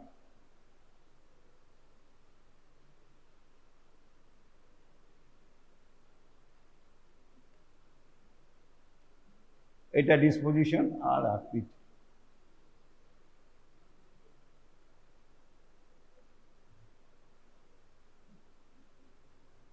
এই যে প্যারোটিড গ্ল্যান্ড, এইখানে speech to enclose the parotid gland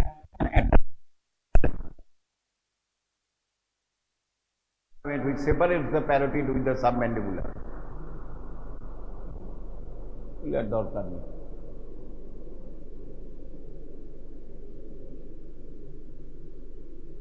ও পরে পড়বে, এখন বুঝতে পারবে না।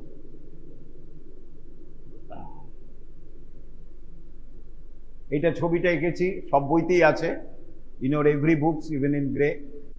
This is the parotid gland, this is the superficial layer, and this is the deep layer. superficial layer sometimes called parotid-mesenteric fascia, as is derived the few fibers from the masseter. So it is very thick. Can thick? ওই masseter থেকে কিছু fibers চলে আসে. So it cannot extend. Similarly, আরেকটা বলতে ভুলে গেছি. In the lower part of the mandible, it also splits to enclose the submandibular gland, having a superficial layer and a deep layer. So it encloses two glands, parotid gland and submandibular gland. তাহলে একটা peculiar জিনিস দেখো, এই যে stylomandibular ligament. এইখানে parotid gland, এইখানে submandibular gland. ওইগুলি পরে পড়বে এখন।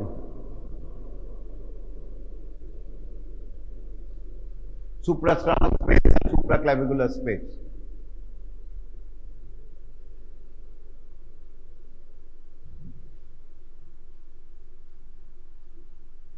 সব বলে দিয়েছি।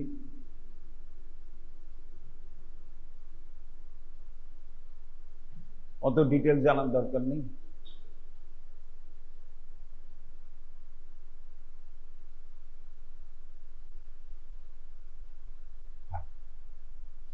Rule of two, investing layer সবকিছু দুই হিসাবে করে। কিভাবে করে? ও যেটা আসলটাই বললাম না।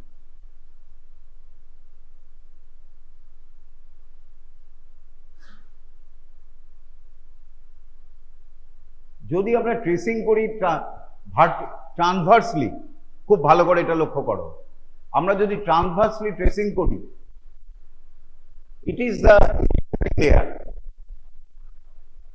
তাই তো? This is the investing layer outside.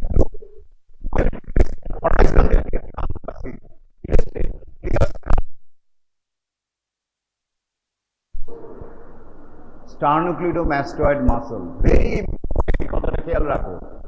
This investing layer splits মানে ভাগ হয়ে গেল, to enclose মানে ঢুকিয়ে নিল ওর মধ্যে, ভাগের মধ্যে, the sternocleidomastoid muscle. Then again reunite at the lateral border of the sternocleidomastoid muscle and again comes backward and splits to enclose the trapezius muscle and attach to the ligamentum nuchae or C7 spine, cervical spine. So this is the horizontal tracing. This is the right side, left side. So it splits to muscle, then again unite, then again splits to enclose the trapezius muscle. Come on. So it encloses the trapezius muscle. So it splits to enclose two muscles, sternocleidomastoid and trapezius. আর এইখানে দুটো important করছে, এই স্পেসটা রয়েছে,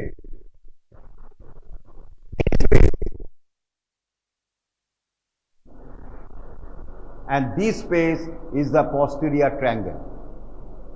So investing layer of the deep cervical fossa forms the roof of the anterior triangle and roofs of the posterior triangle. Which separates the anterior triangle and the posterior triangle? Sternocleidomastoid muscle.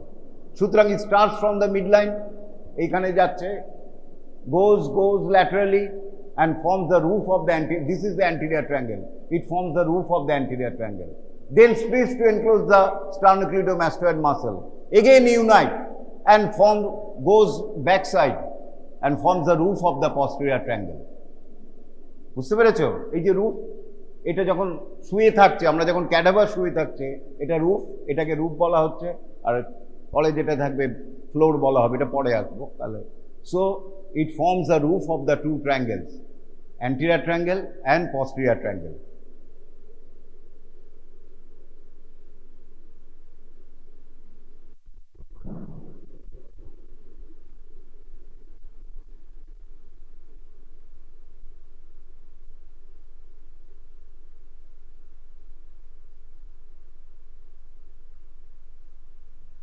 So investing layer splits to enclose two muscles, sternocleidomastoid, trapezius. Encloses two glands, parotid gland, submandibular gland. Forms roof of the two triangles, anterior triangle, posterior triangle. splits to enclose two spaces, suprasternal space, supraclavicular space. Forms two fascial slings. এইটা বলিনি আমি। এই যে posterior layer of the investing layer of the deep cervical fossa, এই যে investing layer of the deep cervical fossa,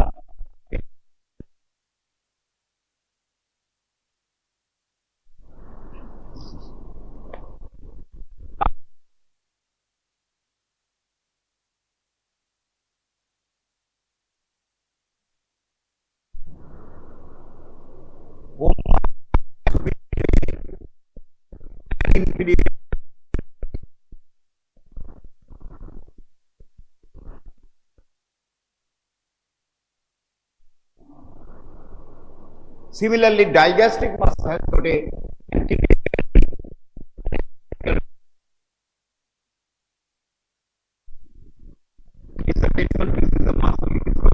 belly of the digastric muscle, posterior belly of the digastric muscle. It is the superior belly of the omohyoid, inferior belly of the omohyoid, and this is the intermediate tendon which connects these two bellies, superior inferior or anterior posterior. But there is a no bony attachment of the insertion, so that there is a chance of movement. Whenever contract, opore uthe gelo ba niye hoye gelo. So to fix it, investing layer of the deep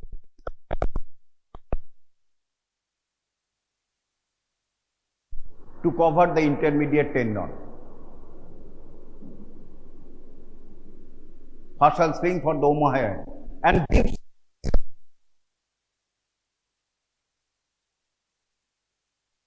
gastric and these fascial sling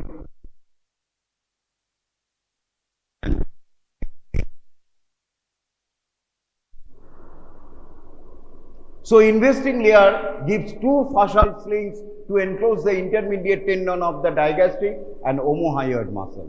Some say this sling is not derived from the investing layer, it derived from the upward extension of the posterior layer of the clavipectoral fascia.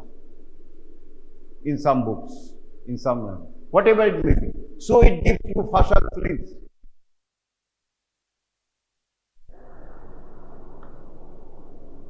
And is thickened twice to form stylomandibular ligament and parotidomasseteric fascia. Thickened করে পেছনে ligament করেছে আর এই জায়গাটায় parotidomasseteric fascia. So these are the rule of two. Splits to enclose two muscles, sternocleidomastoid trapezius, splits to enclose two glands, parotid, submandibular, forms roof of two triangles, anterior triangle, posterior triangle, splits to enclose two spaces, suprasternal space, supraclavicular space, forms two fascial slings, omohyoid, digastric, and thickened twice to form stylomandibular ligament and parotidomasseteric fascia. Gelo? Next, pretracheal fascia. খুব ঝামেলার কিছু নেই।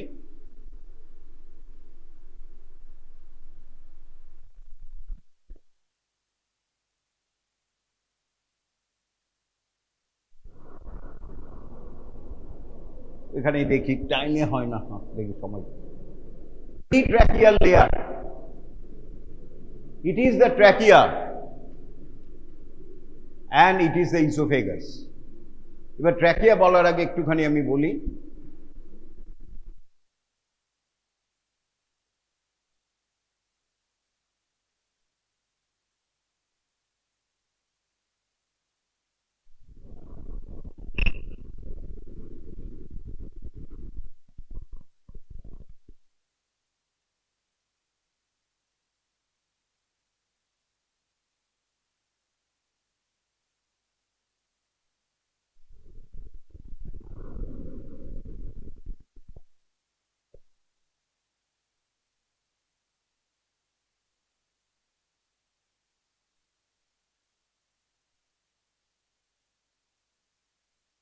required cartilage.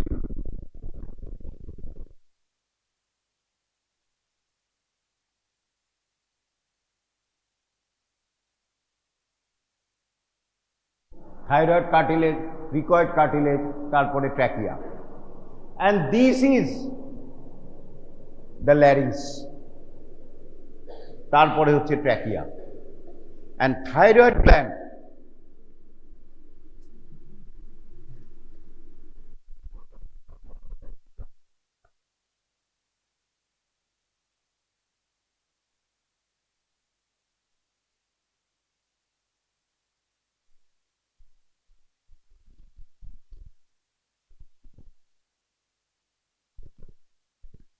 this is the thyroid gland. এইখানটায় রয়েছে। This is the two horns and this is called the isthmus. This is the thyroid cartilage laris. এবার যদি side view দিয়ে দেখি,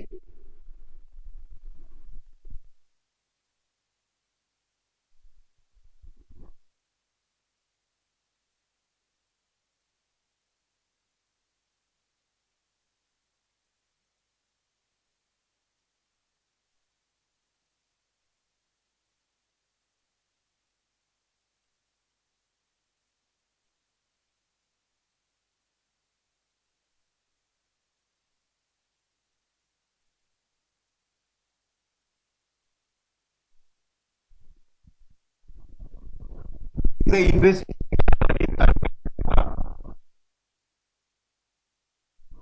এটা হচ্ছে ট্র্যাকিয়া, এটা হচ্ছে trachea,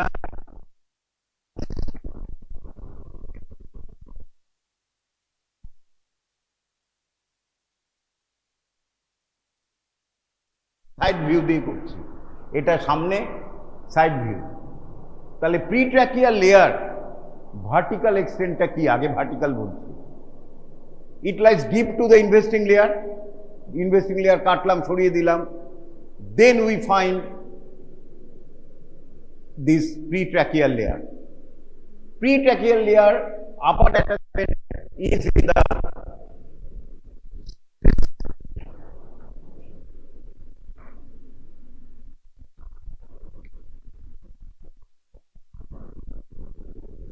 then it attached to the hyoid bone.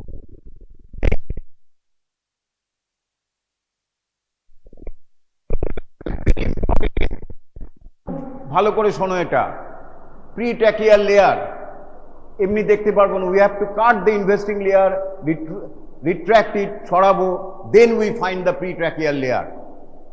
It lies in front of the trachea, so it is called the upper attachment, lower attachment and সাইডে কি করে ট্রেসিংটা দেখতে হবে। তাহলে আপার থেকে লোয়ার ভার্টিক্যাল ট্রেসিং করছি, এই ট্রেসিংটাকে বলছে vertical tracing. Vertical attach to this here, then attached to the hyoid bone, then attached to the thyroid cartilage, then splits and also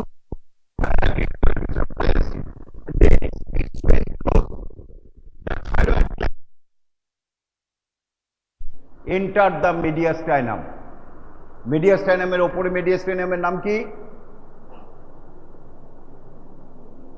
mediastinum এর T4 লেভেলে ভাগ করা হয়। superior mediastinum, সুপিরিয়র মিডিয়াস্টাইনাম, এইখানে রয়েছে এন্ড তার নিচে রয়েছে মিডল মিডিয়াস্টাইনাম, রয়েছে cardium.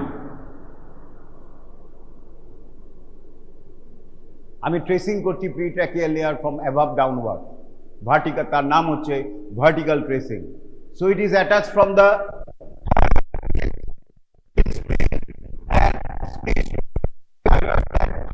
sorry, hyoid bone,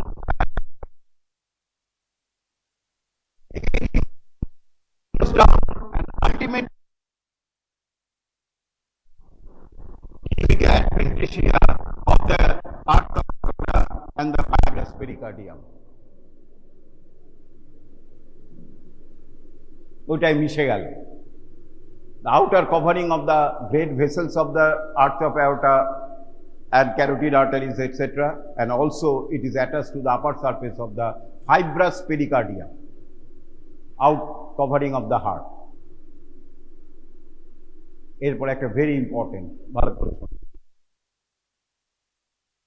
and it splits to enclose the thyroid gland.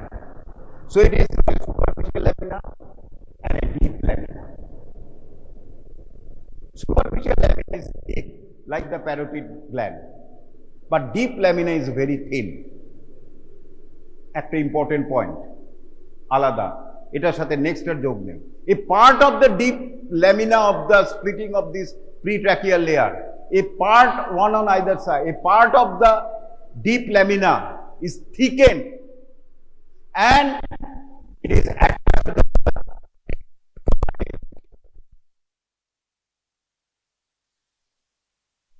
deep lamina.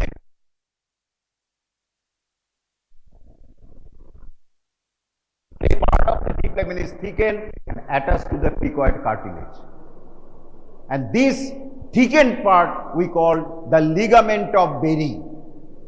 Ligament of Berry. কি বলি? Ligament of Berry.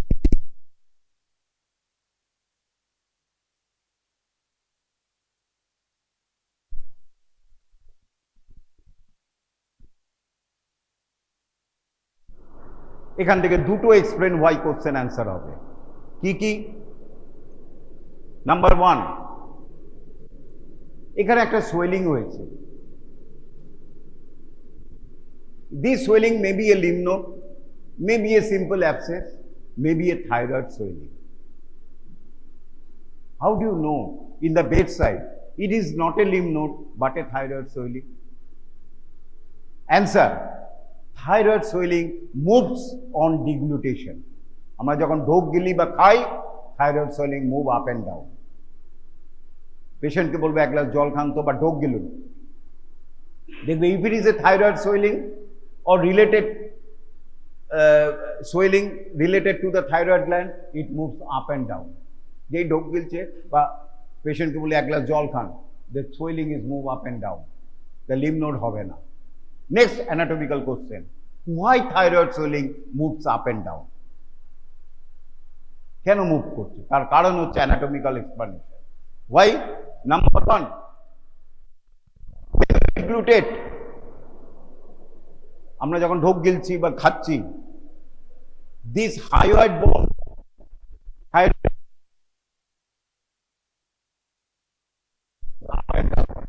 নর্মাল, যখনই আমরা ঢোক গিলি আমাদের এই hyoid bone and larynx means thyroid cartilage and cricoid cartilage moves up and down.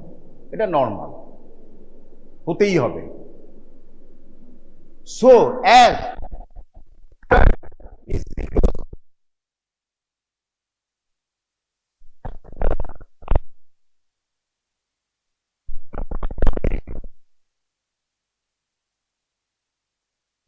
thyroid swelling also moves.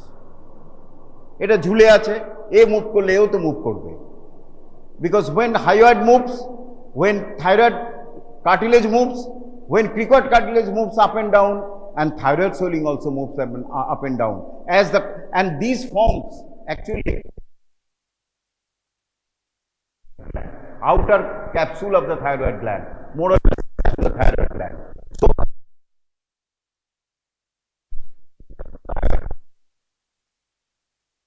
cartilage via ligament of Berry, thyroid swelling also moves up and down with deglutition. এটা একটা answer. Next explain why question. Next explain why question.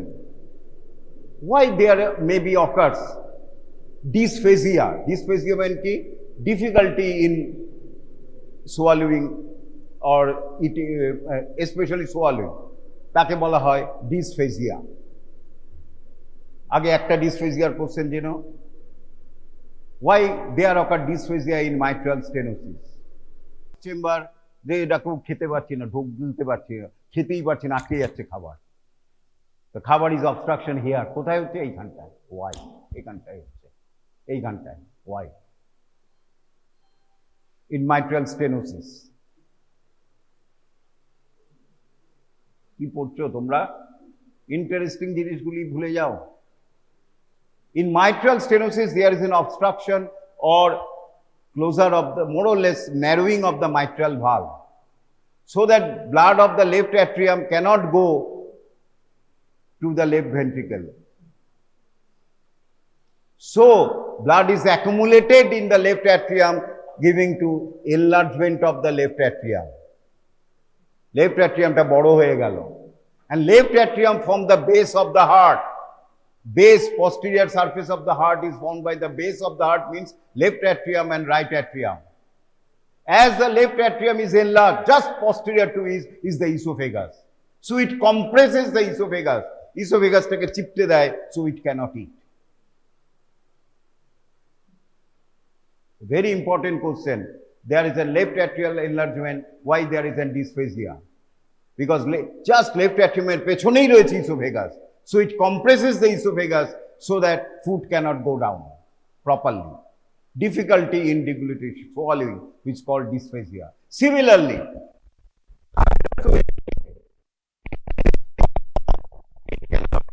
materially, because this fascia is very thick, but this layer is very thin. I have already told you. So any swelling of the thyroid gland goes posteriorly, causing dysphagia. আগেই বলেছি investing এই deep cervical ফাসিয়া থেকে বড় question আসবে না, আসবে এরকম ছোট ছোট কোশ্চেন। তাহলে কতগুলি এক্সপ্লেন হোয়াই কোশ্চেন হলো, চারটে হয়ে গেল, আজকে থাক। So an important topic. I'm not here to endorse some product or beauty product which may delay your aging, right? So I'm here just to tell you what are the physiological basis of aging, right? And if you want to know how to prevent aging, and you want to stay young for a longer time, so your purpose will not be fulfilled. I am not going to tell you how to stay young for a long period, and I am not here to endorse any product, right? Okay, that will delay your aging. Okay, so physiology of aging, everyone. So it is a fact, and everyone has to accept that there will be aging and you will get older, right? Okay, so how does it takes place, and if at all there is a way how to delay aging, right? Okay, so remember, first of all, there is no single mechanism of aging, right? There is no single mechanism of aging. There are multiple mechanisms. All those mechanisms, they act together to cause all the physiological changes and all the phenotypical changes that will cause aging, right? So let us first define aging, right? Next slide. So it is the progressive deterioration of or deteriorative changes occurring in adult life that underlie an increasing vulnerability to challenges and thereby decrease the ability of the organism to survive. Okay, so all the collective changes that are occurring in someone's adult life that underlie an increasing vulnerability to challenges. Okay, increasing vulnerability to challenges and thereby decrease the organism's ability of survival, right? Okay, so this is the simple definition of aging. Next slide. It's not working. So what are the changes? What are the changes that are occurring during aging? You might expect a short note on aging, right? Max to max a short note, and do not expect any long question from aging. So you may write down things, or I can share the PPT as well. So whatever I will be telling here under aging will be more than sufficient for you, and I guess what I expect, you do not need to open a book afterwards. Okay, if you see this PPT and if you listen to whatever I am talking, maybe sense or nonsense, right? So whatever I am talking, and if you go through the PPT, that will be sufficient for you to write a short note on aging. And remember, within this I will cover another short note and another important question, that is antioxidants, right? Have you heard of antioxidants? Okay, so there are lots of there are lots of advertisement comes in the digital media, in the television or in news media, lots of creams or lotions or whatever or any Ayurvedic product that contains antioxidants, right, that contains anti-inflammatory product, that contains vitamin E, whatever that keeps your skin glowing and whatever, everything are coming, right.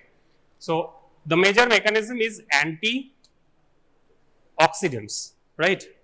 So, oxidative injury and its prevention, that is antioxidants, right. There are lots of antioxidants you already know, and I will go through few things about antioxidants, okay, and what is the role of antioxidants in preventing aging, right, and what are the oxidative injuries that usually cause aging, right.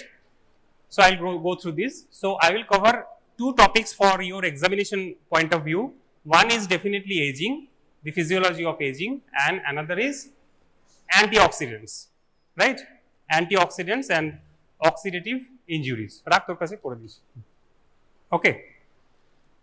So, what are the changes that are occurring through the process of aging, right, and which system you have, cardiovascular system, respiratory system, you have gastrointestinal system. So, which system is most vulnerable for aging and which system is more or less resistant for aging, right. So, decrease in the height and lean body mass. So, simply decreased muscle mass, okay. So, decreased in height and lean body mass, increased fat content and redistribution of fat. As you age, there is redistribution of fat. So, how that redistribution takes place? There is tendency of fat deposition in the central abdominal area, okay, in the central abdominal area or truncal obesity, right. So, it happens through the process of aging, and you may prevent that by doing exercises or restricting your calorie intake, but whatever, but it happens, right. Okay. So, increased fat content and redistribution of fat, and somewhat it is preventable, okay, somewhat it is preventable, right. Next is thinning of skin, okay, thinning of skin. Next, weakening of the musculoskeletal system. There is ligaments laxity, right, you know the bones are connected through ligaments, so ligament laxity, and there is weakening of the musculoskeletal system, okay. If you bear more weight in 60s, right, there are more chances of joint injuries because ligaments are lax, right, and musculoskeletal system is weak, okay. Next is deficit in sensory transduction, deficit in sensory transduction, okay. We are just about to begin the sensory system examination. Right now, we are going to higher function examination, right. Right now, we are going to higher function examination, and one class of higher function examination we have, I have taken, right. So, our next topic will be sensory system examination. Your sensation, okay, sensation, touch, pain, temperature, stereognosis, graphesthesia, all these are sensation, okay. So, these sensations will be less as you age, right, sensation will be less, and also the other sensory modalities like vision, like auditory, right, visual sensation, auditory sensation, all these things will be diminished or decreased, right. So, deficit in sensory transduction and speed of central processing, okay, speed of central processing. So, what happens in sensory system? Say for example, simply pain sensation or temperature sensation. So, we have free nerve endings and the sensation goes to somatosensory cortex. We will talk about details of sensory system, how sensory tract passes through the spinal cord and enters the somatosensory cortex through thalamus, right. So, we will talk about details on the tract of lateral spinothalamic tract STT in sensory system examination, right. So, cortical sensation is also reduced, okay. So, deficit in sensory transduction and speed of central processing, okay.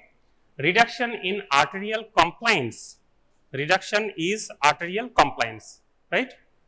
You know what is compliance, okay, pressure by volume, okay. Then increased ventilation perfusion mismatch, okay, increased ventilation perfusion mismatch. If you have gone through respiratory system, you know what is ventilation, what is perfusion, and what is V by Q ratio or ventilation perfusion ratio, okay. So, as you age, there will be increased ventilation perfusion mismatch, right, ventilation perfusion mismatch, okay. Then decreased glomerular filtration rate, decreased glomerular filtration rate, and in bracket it is written does not occur in all, right. So, it is proportional to the nephron loss. Okay, maybe not in your class. I have talked about chronic kidney disease at some point of time. We have talked about chronic kidney disease, and chronic kidney disease is related to nephron loss. Okay, someone is born with few millions of nephron. Okay, comprising both the kidneys. You have few millions of nephrons. Say for example, 3.5, 7 million of nephrons, and gradually as you age, the number of nephron decreases. It is a natural process. Okay, it is a natural process that the number of nephron decreases with time. Okay, but that doesn't mean that the person will be having chronic kidney disease. But chronic kidney disease is usually due to loss of nephron, right? And in patients with chronic kidney disease is usually a consequence of some different disease. Say for example, diabetes mellitus. Okay, diabetes mellitus leads to nephropathy. Okay, leads to nephropathy and reduced number of nephron, and at a more pace than the normal. Patients, those who are having diabetes mellitus, they have increased number of nephron loss, increased rate of nephron loss, right. So, they are more prone to develop chronic kidney disease. Okay. And there is a classification as well in chronic kidney disease. Your glomerular filtration rate, renal system is started or not? Renal system, it has just started. Okay, so you know what is GFR, glomerular filtration rate, and the normal value is 125 ml per kg per 1.73 meter square of body surface area. This is the normal GFR, glomerular filtration rate, but it is not a fixed value. If we have GFR more than 90 ml per minute, we call it normal, right. So, even if someone is losing nephrons in the process of aging, the GFR or glomerular filtration rate, it remains well above 90 ml per minute, and the person do not develop any chronic kidney disease. But if the person is having diabetes mellitus or other disease which is causing nephron loss, the patient might enter into a zone where glomerular filtration rate is less than 90. Okay, and we call it CKD stage 1. Okay, or chronic kidney disease stage 1. So, there is a range in chronic kidney disease. We will talk about details in renal physiology, right. So, decreased glomerular filtration rate, it happens in all. Even if the person is not having any kidney disease or diabetes, nephron loss is a normal process. Usually after the age of 40, speeds up, right. But still glomerular filtration rate remains well above 90 ml per minute. So, that glomerular filtration rate remains normal, right. Okay. So, it is decreasing from 125 ml per minute, but it does not go below 90. Okay. Next slide. Next slide.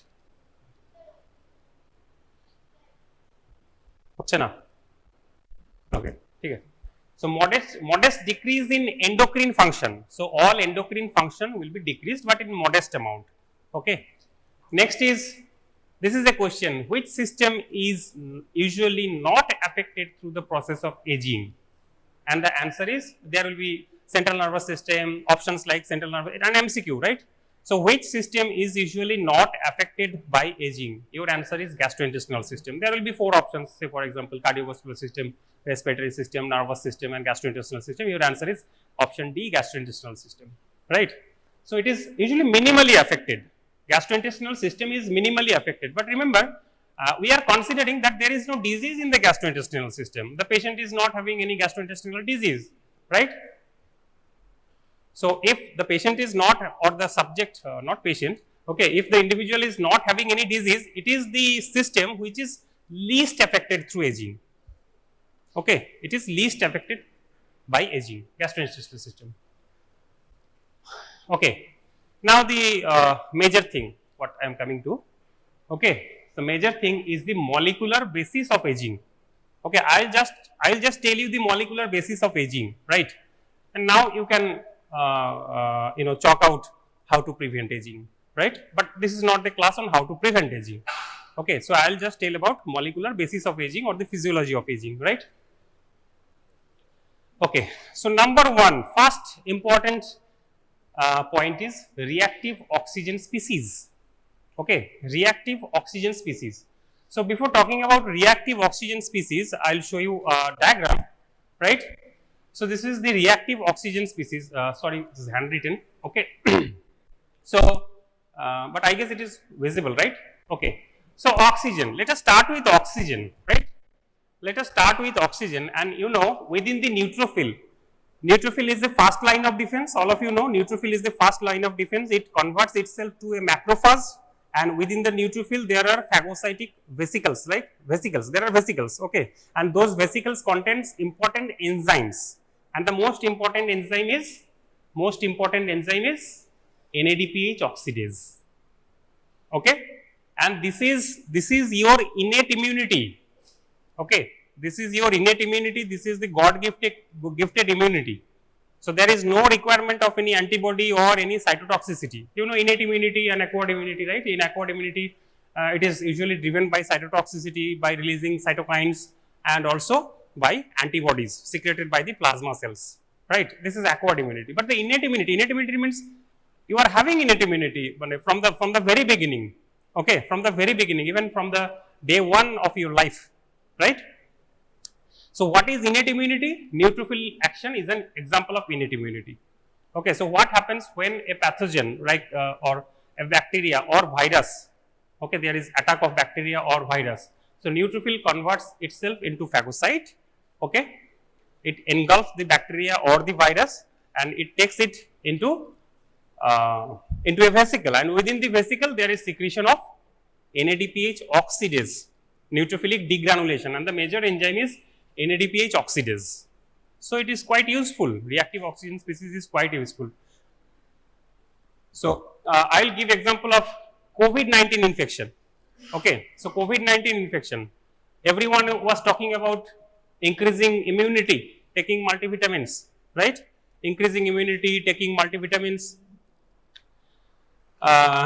This is to increase your innate immunity, not acquired immunity. We were not using any antibodies to prevent COVID, right? We were not using any antibodies. So, we were trying to improve our innate immunity. So, how does this happen in a normal individual? I guess almost everyone was affecting with COVID-19 virus, but someone is having the disease, but someone is not having the disease, right? So, the person who were winning or who were defeating COVID-19 virus, they had so called better innate immunity. So, how was it happening? After COVID-19 attack, the virus was being engulfed by neutrophil, okay, engulfed by neutrophil, and within the neutrophil there is secretion of, there is degranulation of the neutrophil, and NADPH oxidase was being released from the neutrophil. Now, what is the function of NADPH oxidase? Oxygen, it converts into superoxide with an unpaired electron, right, and this reaction oxygen to superoxide, it is catalyzed by NADPH oxidase, okay, and then there is this automatic conversion, okay. Once oxygen converts into superoxide with the help of NADPH oxidase, then there is a spontaneous reaction, and in this spontaneous reaction superoxide converts into H2O2, then hydroxyl radical, and finally H2O, because all the intermediates are unstable, right, all the intermediates, superoxide, hydrogen peroxide, then OH minus, OH hydroxyl radical, right. So, all these are unstable molecule, and ultimately it will convert into water, right, for the stability, okay. Now, these molecules, superoxide, hydrogen peroxide, hydroxyl radical, they are khatarnak, okay. They have the ability to kill the bacteria or virus, okay. So, their function, what is their function? Superoxide, hydrogen peroxide or hydroxyl radical, their function is to make pore on the viral outside wall or the bacterial cell wall, right. So, they cause pores, okay, and ultimately to kill the bacteria or virus, okay. This is the mechanism, okay, and someone is having good immunity, good amount of NADPH oxidase and good amount of all these radicals within the neutrophil, right. They were being able to kill the COVID-19 virus and they were winning. They have very good innate immunity, right? But তাহলে কাদের COVID-19 disease খুব খারাপভাবে attack করছিল, they were suffering from respiratory problem, ARDS, acute respiratory distress syndrome, they were going to ventilation and ultimately they were dying, right? তাহলে সেই ক্যাটাগরির patient কারা? ওকে, now the thing is, so what do you think, these molecules are good or bad? Free radical, all these free radical কোনগুলো? মাঝখানের তিনটে, superoxide, H2O2 and OH. These are free radicals. So what do you think from my discussion, these are good or bad? এগুলো ভালো না খারাপ? কি করছে এগুলো? COVID-19 ভাইরাসকে মারছিল তো। এতক্ষণ ধরে কি বুঝলি? ওকে, so superoxide, H2O2 and hydroxyl radical, these are very essential to kill external pathogens. ওকে, এগুলো দিয়েই আমরা সমস্ত ব্যাকটেরিয়া ভাইরাসকে kill করি বা ডিফিট করি, whatever you can say. So these are very essential. But when this reaction is occurring within the neutrophils only, right? But when these reactions are occurring outside the neutrophil, okay, it will destroy your system, right? It will cause vascular injury, okay? It will cause vascular injury, okay? So, but when this reaction is taking place outside neutrophil, it will damage your endothelium, it will damage your vascular endothelium, right? It will damage your vascular endothelium and there is further consequence. From the vascular endothelium, there will be coagulopathy, there will be clot formation in different areas of your circulation, and there will be release of cytokines, and it will ultimately cause cytokine storm. Have you heard the name cytokine storm? Newspaper likhchilo, the patients were dying due to cytokine storm, right? So this reaction is quite welcome when it is happening within the neutrophil, because neutrophils are responsible for killing all the external virus or pathogen or bacteria, whatever, right? But when this reaction is occurring outside the neutrophil, say for example within the vascular endothelium, it is dangerous, right? It is dangerous. Okay, so this reaction is okay to combat external pathogen, but up to a certain extent. Beyond that, we need to prevent this reaction. Okay, so how to prevent this reaction? These are oxidants, right? Superoxide, hydrogen peroxide, hydroxyl, these are oxidants. Okay, these oxidants are good because they are killing bacteria, they are killing virus. Okay, but this reaction should not be uncontrolled. Okay, when it is uncontrolled, it has very serious effect, right? So we need to check this reaction so that generation of superoxide or hydrogen peroxide or hydroxyl radical is under controlled. Okay, so we need to check that reaction. So how to check that reaction? We need antioxidants, right? We need antioxidants, otherwise we will have oxidative injury, right? Oxygen is very essential, oxygen is very essential, but more than adequate amount of oxygen, right, is dangerous. Okay, that is why you will see that we do not give 100% oxygen to the patient because of oxidative injury. Okay, there is chances of lung fibrosis, there is chances of retinopathy. So there are lots of side effects if you give 100% oxygen to the patient, right? Because they have oxidative property, right? And they will damage your tissues. Okay, so this reaction is okay to kill bacteria or virus, but if this reaction is uncontrolled, these same reactive oxygen species, they will destroy your tissues, right? And they will start cytokine reaction and ultimately cytokine storm. Okay, so we need to check that. How to check that? We need to take antioxidants. So what are natural antioxidants? First see what are natural antioxidants. So we have two sides. One is oxidative free radicals, another is antioxidants. Okay, oxidative free radicals কোনগুলো? এইগুলো, superoxide, hydrogen peroxide and hydroxyl radical. These are free radicals. okay, or reactive oxygen species. এগুলো ভালো যতক্ষণ তারা virus ব্যাকটেরিয়াকে কিল করছে, right? But এগুলো যদি access হয়ে যায় আমার নিজের টিস্যুকেই ডিস্ট্রয় করবে, রাইট? ক্লিয়ার? তাহলে এই রিঅ্যাকশনটাকে আমাকে হতে দিতে হবে, বাট চেক করতে হবে একটা সার্টেন লিমিট। ওকে, চেক করার জন্য আমার কি দরকার? অ্যান্টিঅক্সিডেন্টস দরকার। Now we have some natural antioxidants within our body. Okay, we have some natural antioxidants. So what are those natural antioxidants? First is this superoxide, it can be converted into oxygen and H2O2 by the help of one enzyme, superoxide dismutase. Superoxide dismutase or SOD. SOD is superoxide dismutase. Okay, and you know, for every enzyme there are metal cofactors. Okay, so metal cofactors for superoxide dismutase is zinc, copper and manganese, right? Zinc, copper, manganese, superoxide dismutase. It has got 3 metal cofactors, zinc, copper and manganese. Do you remember people were taking zinc during COVID-19 infection? Zinc COVID or whatever, people were taking zinc. So this is the reason superoxide is being converted to oxygen. So there is no superoxide injury, right? Okay. Now hydrogen peroxide, it can be converted into oxygen and H2O with the help of one enzyme catalase, and the cofactor for catalase is iron, right? Cofactor for catalase is iron, right? So what I mean to say, including COVID-19,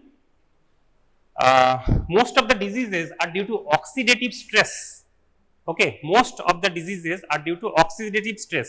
This stress is not mental stress, this is oxidative stress. Injury due to free radical, injury due to oxidative free radical or reactive oxygen species, and these are the culprit molecule, right?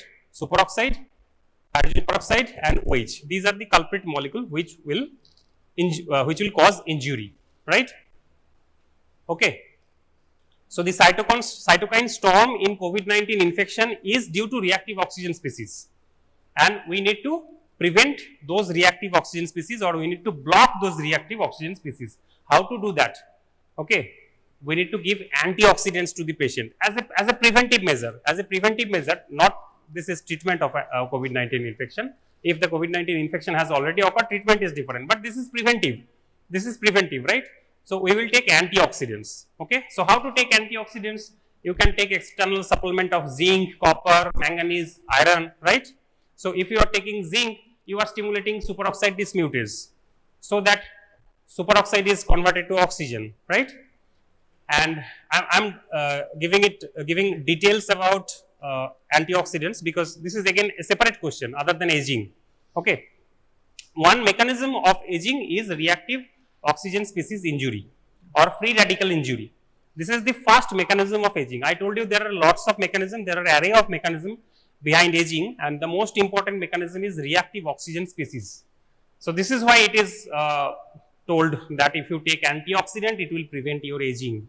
Not prevent your aging, it will delay your aging, because aging is a natural process. Okay, it is inevitable. But if you take antioxidants in the form of some medication or in the form of diet, fresh vegetables which contains lots of antioxidants, okay, there will be less free radical injury to your tissues, to your skin, to your bone, to your every tissues, right? Okay. So superoxide dismutase is one antioxidant, and the cofactor is zinc, copper, manganese, right? Next, catalase is again an antioxidant enzyme, and cofactor is iron, right? Next, the most important is, have you heard the name of glutathione? I guess you have heard in your biochemistry, right? So glutathione peroxidase is an enzyme which converts H2O2 to H2O, glutathione peroxidase. So the enzyme is glutathione peroxidase, okay, glutathione peroxidase, and the regeneration of this enzyme occurs by glutathione reductase, and the cofactor for this enzyme glutathione reductase is selenium, Se, selenium. Okay, so selenium is also available in the form of medication, in the form of micronutrients. If you take multivitamin and multimineral tablet, you check the composition, there will be selenium. Okay, so selenium is basically an antioxidant. Selenium is basically an antioxidant. So if you take selenium supplement, definitely in a moderate amount. Okay, so if you take selenium, it will act like an antioxidant. It will stimulate the enzyme glutathione reductase and ultimately increased availability of glutathione peroxidase, which will convert H2O2 to H2O. Right. So from this simple reaction, we know that there are many reactive oxygen species. Number 1 superoxide, number 2 H2O2, and number 3 hydroxyl radical. Right. So these reactive oxygen species are used to kill invading bacteria or invading viruses. But when this reaction is uncontrolled, it damages your own tissues, right? And it can cause cytokine storm, and it can even cause death. Okay, and one very important example is COVID-19 infection, right? Okay, so the major mechanism of COVID-19 disease was oxidative stress. Okay, and we need to prevent oxidative stress. So this was acute injury, acute oxidative stress. But you know, daily we are having some oxidative stress daily. Okay, we are having junk diet, we are having fast foods, right? So there are lots of, you know, oxidative stress entering into our body chronically, and that will, you know, fasten or that will speed up the process of aging. So this is a chronic process. Okay. So next time you remember while taking a fast food. Okay. So anyway, so this is the mechanism of aging. The more actually, truly speaking, there is a balance because you cannot completely avoid reactive oxygen species, because reactive oxygen species is required, right? Reactive oxygen species is required. It is required for your innate immunity, right? So basically, you need a balance. Okay, what is that balance in reactive oxygen species and antioxidant? Reactive oxygen species বেঁচে থাকার জন্য খুব দরকার, but একে খুব বেশি বাড়তে দিলেও হবে না, right? So there should be a balance, and how to take that balance? How to take that balance? You need to take antioxidants, right? So that generation of reactive oxygen species is in check. Okay, it is required to some extent, but not beyond a limit. Okay. So most of the reactive oxygen species have an unpaired electron which is unstable. It seeks another electron to form a covalent bond, and reactive oxygen species is important for defense against invading pathogens such as phagocytosis. Okay, but excess reactive oxygen species can cause oxidative tissue damage, right? And normally body has defense mechanism for excess reactive oxygen species. Okay, so your body has naturally some substances like catalase, like glutathione peroxidase, right? Like superoxide dismutase to combat with the excess reactive oxygen species. একটা প্রয়োজনীয় তুলনায় বেশি reactive oxygen species হলে সেটাকে কিভাবে tackle করতে হয়? So body has that innate mechanism. And important is the ratio of reactive oxygen species generation and reactive oxygen species defense system. And defense system is your antioxidants, right? So defense system and reactive oxygen species এই দুটোর মধ্যে একটা balance দরকার। এমন নয় যে reactive oxygen species খুব বেশি হয়ে গেল আবার খুব কম হয়ে গেল, তাতেও সমস্যা, right? Okay. An increase in the ratio may be related to aging. Okay, if the ratio is increased, okay, if the ratio is increased more than 1 reactive oxygen species by antioxidant, if this ratio is increased towards reactive oxygen species, there is increased chances of aging. কম বয়সে বেশি বয়স্ক লাগবে, right? Advanced glycosylated end product, AGE. So proteins which contains advanced glycosylated end product can be altered in respect to their function, and it can be related to aging. So you know, proteins has got a normal function. You have gone through ion channels, you have gone through receptors, you have gone through enzymes which are located on the cell surface and also within the cytoplasm, right? So we have cell surface receptor and we have intracytoplasmic receptor. So all these receptors are protein. Okay, so whatever physiological function is happening or the metabolic function is happening at the biochemical level or at the microscopic level. Okay, so everything is protein, small protein, and they have got different function, right? Small protein, they are having different function, and when these proteins are glycosylated, right? So proteins which contain advanced glycosylated end product are called AGE. their function is altered and it is related to aging. Okay. So, here is the reaction of how advanced glycosylated end product is generated, right. So, the reaction, the biochemical structure is not required for you. So, advanced glycosylated end products, this is protein with lysine residues, and it combines with open chain D glucose and it causes CF base, right. And from this ultimately we get this advanced glycosylated end product, right. We get advanced glycosylated end product and it is present in deep fried food, right. It is present advanced glycosylated end product. Okay. It is there in deep fried food. If you take deep fried food, okay, crispy things, deep fried food, it contains advanced glycosylated end product. Okay. Advanced glycosylated end product, it can be made if you hit some oil in a pan and if you add some sugar, it will change its color, red color, right. It will change and it forms advanced glycosylated end product, right. And in deep fried food, crispy deep fried food, these are the contents, advanced glycosylated end product. If you take more fast food which are deep fried, there will be more concentration of advanced glycosylated end product and it will accelerate your aging. Okay. Second, the third mechanism, first mechanism is oxidative free radical injury, right. Second mechanism is advanced glycosylated end product. Now, the third mechanism of aging is mitochondrial damage. Okay. So, it is very simple, genetic DNA, it is protected by histone and there is no histone in mitochondrial DNA, right. So, genetic DNA is protected by histone, but the mitochondrial DNA is not protected by histone. There is no histone protein in mitochondrial DNA, right. So, as a result, mitochondrial DNA is more vulnerable to reactive oxygen species. And number two mechanism is, reactive oxygen species are mostly synthesized in the mitochondria because oxidative reactions are taking place in mitochondria, right.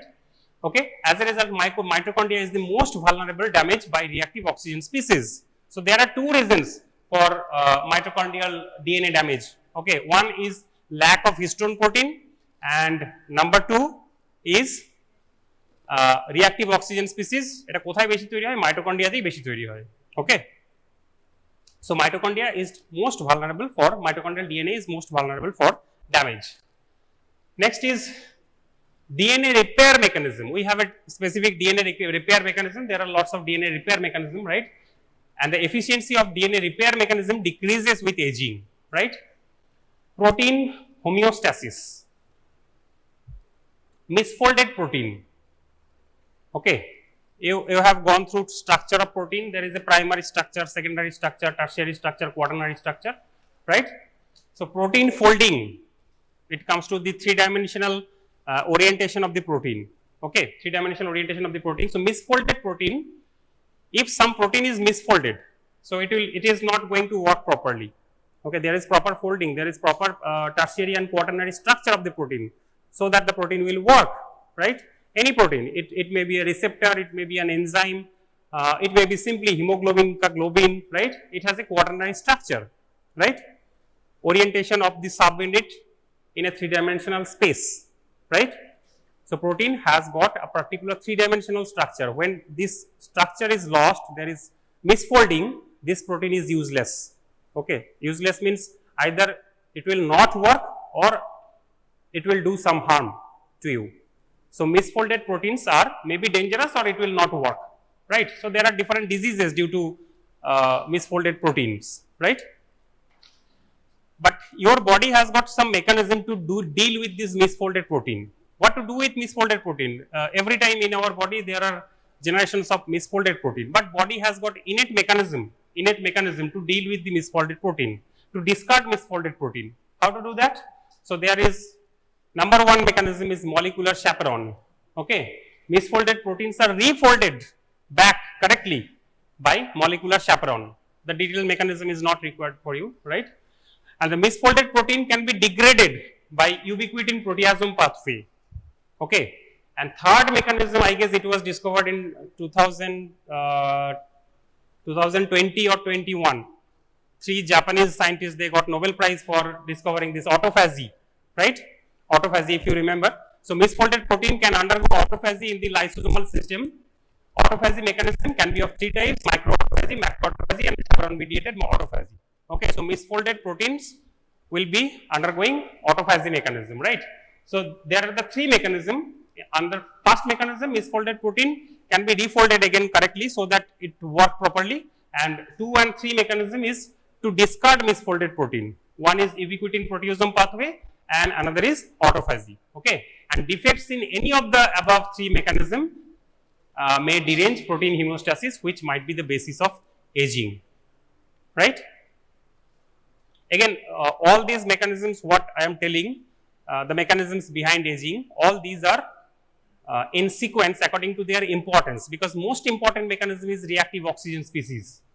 Okay. Second most important mechanism is advanced glycosylated end product. Third important mechanism is mitochondrial DNA damage, and the fourth mechanism is derangement in protein homeostasis, right? Dysfunction of homeostasis of the cell number may be a major factor in aging. So, what is that? Telomere shortening. Have you heard the very important question for MCQ, NEET PG MCQ? So, repeated sequence of DNA at the end of chromosome is called telomere. Everyone knows, you know what is telomere. Okay. So, repeated sequence of DNA at the end of chromosome is called telomere, and after each cell division, telomere undergoes shortening. Telomere aste aste choto hoye jay after each cell division, but it doesn't happen in germ cell.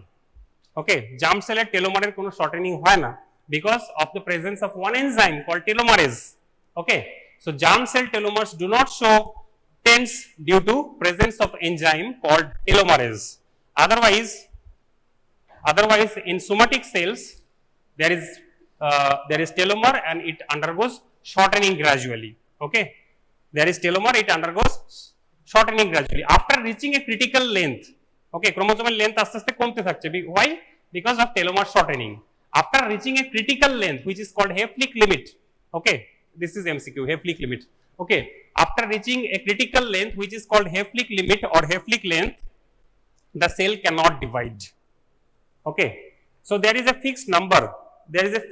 Say for example, any cell. Say for example, a squamous cell from your lip or a squamous cell from your skin. Okay, so the number of times it will divide is fixed. Okay, the number of times maybe এটা 100 বার divide করবে কি 200 বার divide করবে কি 500 বার divide করবে, it is the number is fixed and the number depends on the length of telomere. Every time more shortening is there. Okay, telomere is shortened. Okay, again the cell divides, again telomere shortening. So gradually there is telomere shortening, and after reaching a particular length, and this particular length is called Hayflick limit or Hayflick length. Okay, the cell cannot further divide. Okay, and this is one mechanism of aging, right? Now apoptosis. Have you heard the name apoptosis? Final mechanism is apoptosis. It is not apoptosis, it is apoptosis, right? Second P is silent. So apoptosis is programmed cell death. Programmed cell death. If you remember my class on ovarian cycle, right? So there are few millions of Graafian follicles, there are few millions of primordial follicles, right, during fetal life, few millions, and I had calculated here how many follicles are required for a reproductive age of a girl, right? Okay, so only 350 to 370 follicles are required. If you consider one ovulation in every month, and if you consider reproductive age of a female from 15 to 45 years, so 30 years, okay, 30 years से 15 বছর থেকে 45 বছর পর্যন্ত কতবার menstruation হবে if I consider 30 days as the menstrual cycle length, right? So there will be 12 into 30, that is 360. So there is a requirement of only 360 primordial follicle. Okay, but the baby is born, a baby girl is born with a few million of Graafian follicle. All those undergoes atresia. Okay, all undergoes atresia, and it is by programmed cell death. Cell death is already programmed. Okay, So, it is programmed cell death. There are 3 pathways involved. So, details of apoptosis, how apoptosis takes place, it is not required for you. It is a pathology topic, how apoptosis takes place. But remember, there are 3 pathways. One is Fas ligand pathway, another is mitochondrial pathway, and another is DNA damage pathway. And remember, apoptosis is a very, very, very hot MCQ zone. Okay. And every reaction in apoptosis is required to answer the MCQs that comes in pathology or NEET PG from pathology, right? Okay. So, details mechanism of apoptosis is over here. So, if you can remember all the molecules or all the enzymes like caspase, okay, caspase, then BCL, BAX, if you remember all these are very important MCQ zones. So, there are 3 mechanisms. So, one mechanism is Fas ligand pathway, this is Fas ligand, one mechanism is Fas ligand pathway, second mechanism is DNA damage pathway. Okay. So, there are 3 mechanism of programmed cell death. Okay. 3টে টাইপের programming করা থাকে, it's simply like computer programming, কিছু করা থাকলে সেটা execute হয়ে যায়, right? So, there are 3 types of programming is there within this cell, and you don't need to know details about apoptosis. No one will ask you in physiology, but very, very hot topic in pathology and very hot domain for MCQ zone, right? What is the function of BCL2, what is the function of BAX, right? And what is the function of caspase 8, whether they are apoptotic or pro-apoptotic, all these are MCQs, right? Okay. If you go through any NEET PG videos like marrow preplet or whatever, you will see they are giving always emphasis on apoptosis. This is a very hot topic, right? But for now, just remember, for writing answer on aging, just remember it is a programmed cell death, and there are 3 different types of programmed cell death or 3 different types of apoptosis. One is Fas ligand pathway, another is mitochondrial pathway, and another is DNA damage pathway. So, there are 3 pathways. Okay. And if you wish, you can study apoptosis from the very beginning, so that it will be easier in pathology second year. Okay. Okay, now slowing aging, right? এতক্ষণ যা যা পড়লাম এগুলো থেকে what is the overview? তাহলে ageing কে slow করতে গেলে you cannot completely stop aging. Ultimately, it is inevitable. Okay, you will grow up, you will be getting old. Okay.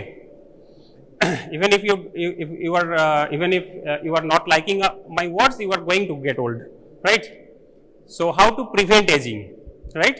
How to prevent aging, last slide, how to prevent aging, aging কিভাবে stop করা যায়, ঠিক আছে, কিভাবে সবসময় young থাকা যায়, right? Aging process can be slowed down by decreasing calorie intake, right? By decreasing calorie intake, which will decrease insulin, IGF-1 and mTOR pathways. Hormesis is the reduction of stress, very difficult if you study MBBS, right? Okay, hormesis, reduction in stress can slow down your aging, and few genetic changes may slow aging. Okay, but what I will tell as conclusion, take antioxidants. Okay, say take sufficient amount of antioxidants. Do not let advanced glycosylated end products enter your body by avoiding deep fried crispy foods, right? Do not take advanced glycosylated end product. Take sufficient antioxidants, that means green leafy vegetables, right? And reduce your calorie intake or track your calorie intake. So, these are the 3 ways that can be done immediately to slow down aging, right? Okay, that's it. So, today's topic is blotting technique. Now, these techniques are actually now part of class 2 syllabus in CBSE or ISC, I think. Am I wrong? No. So, how should I start telling this one? Should I go on telling like a lecture, or should I ask you something and then we can clarify the points?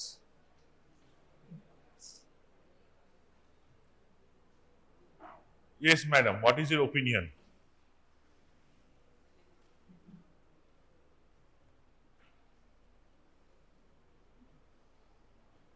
What do you think? How should I approach?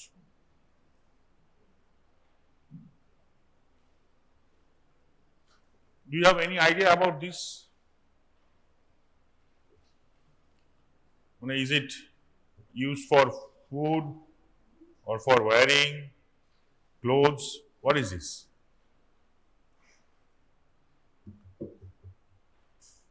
Hey, ball.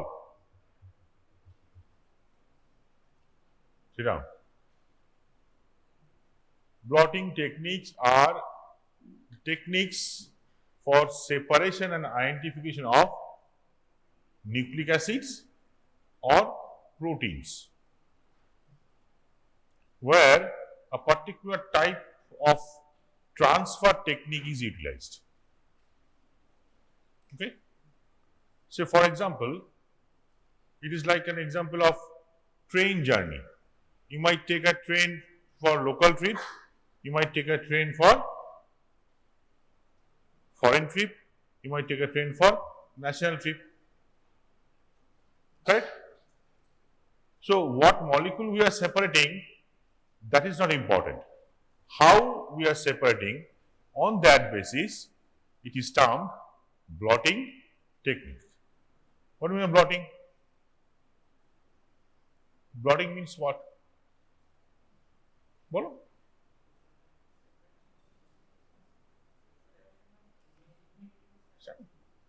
Stand up. Stand up and say. Separation কোথায় বললাম? Blotting technique বলুন তো। Transfer, separation কোথায় ইউজই করিনি। I used, it's a transfer technique. Transfer means, suppose you are from Kolkata. So you are going from Bolpur to Kolkata. So you are getting transfer. Like that. Blotting means what? When I say blotting, what comes to your brain first? Go simple. Tell me, what is that?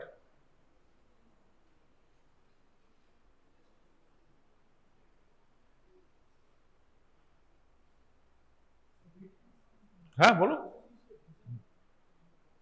ভেজানোকে soaking বলে। আর একটু কাছাকাছি গেছিস, বল, চেষ্টা কর। Bloating কথাটা মানে যায় না এখানে কেউ নেই, সবাই জানে, বলতে পারছি না কেন। মনে করো তুমি পকেটে একটা পেন রেখেছো, পেনের কালিটা লিক করে তোমার জামার পকেটে ছড়িয়ে গেল, প্রসেসে কি বলবো? ব্লটিং, তাই না? পেনের থেকে কালি বেরোনোটাকে লিকিং বলা হয়, আর কালিটা যখন স্মাচ করে ছড়িয়ে যাচ্ছে জামার মধ্যে তখন তাকে বলা হয় ব্লটিং। যদি আমার জামাটা প্লাস্টিকের তৈরি হতো তাহলে হতো না। তাহলে ব্লটিং মানে হচ্ছে কোনো কিছুকে দিয়ে সোক করানো, তাই তো? যেমন আমরা ওখানে ব্যবহার করি কোথায়, ল্যাবরেটরিতে we use bloating paper, filter paper. What does it do? It blocks the liquids. Correct? So blotting technique is based on this particular phenomenon. Now using this phenomenon, we can separate several biomolecules. If we separate DNA, we call it southern blotting. If we separate RNA, we call it, what is the opposite to south? Northern blotting. Then if we separate protein, we call it western blotting. Then what is eastern blotting? Bolo? South means what? DNA. West means protein. So there is something, protein and DNA together, when they are separated or identified. Separation is কথাটা আমরা use করবো না। We won't use word separation.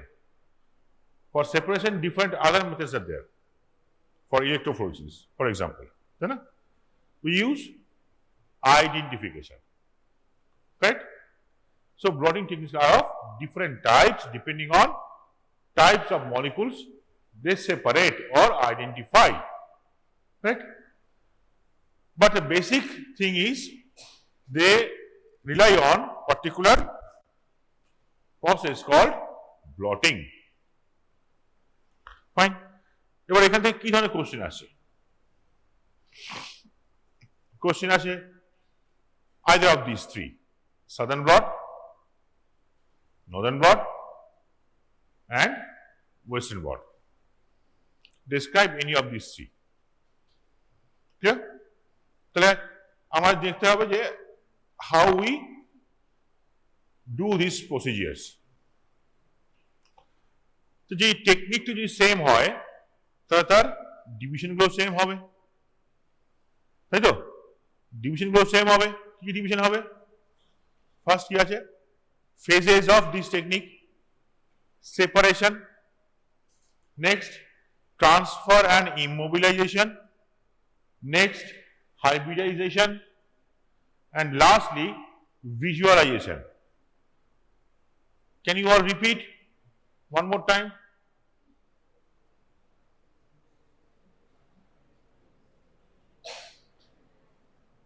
So it will take only 30 minutes to teach all the blotting techniques, because the basic things already you know. Only thing is you have to remember with a difference between these processes. When you remember the differences, you can write on your own. Okay? So what are the phases of blotting techniques? There are 4 separate phases or steps: separation, immobilization or transfer and immobilization, and hybridization and visualization. Separation. If it is DNA, we separate using,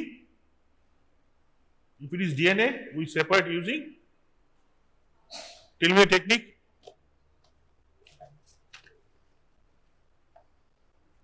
Tell me a technique quickly.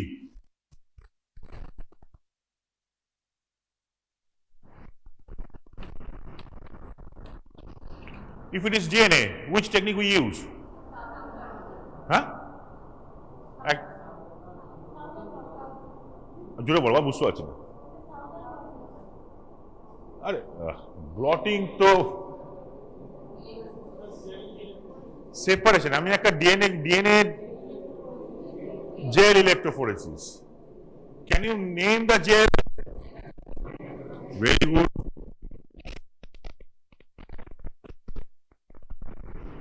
Agarose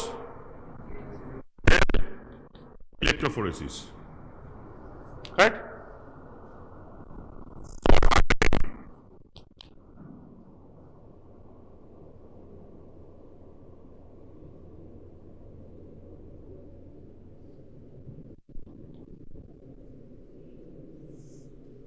Are they same molecule?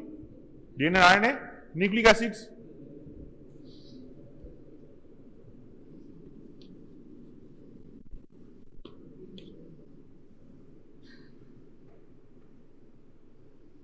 Proteins? Now tell me first, which one is a bigger molecule, a protein or a DNA?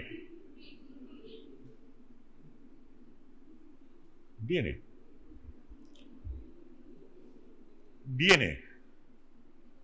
It's like, which one is bigger? Which one is having more surface area? A pillow or a sari?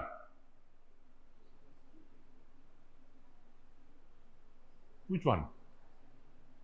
Or a bed cover? When you fold the bed cover, place it beside the pillow, it looks, bed cover is small, pillow is bigger. Which one is bigger? Obviously bed cover. It looks small because it is folded multiple times. That's all. Huh? So for proteins we use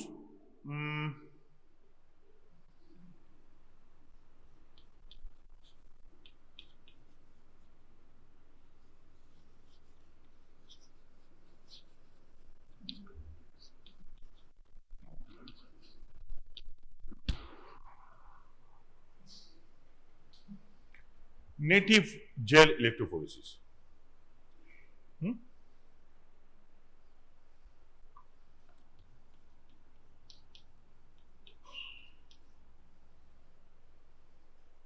বলা হয় page, মানে polyacrylamide gel electrophoresis. কেন? What is the difference between this one and this one? The pore size are smaller. Protein ছোট, তাই ছোট পোর size. DNA বড়, তাই gel electrophoresis, বড় pore size. Clear? So separation of these three, southern, northern, western. Follow? Next, transfer and immobilization.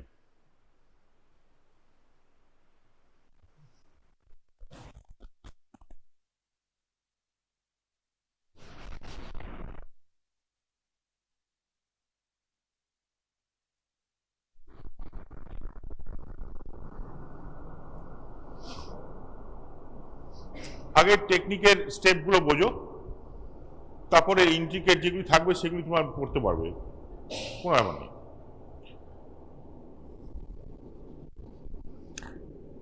এটা একটা trough, এটা buffer, এর মধ্যে একটা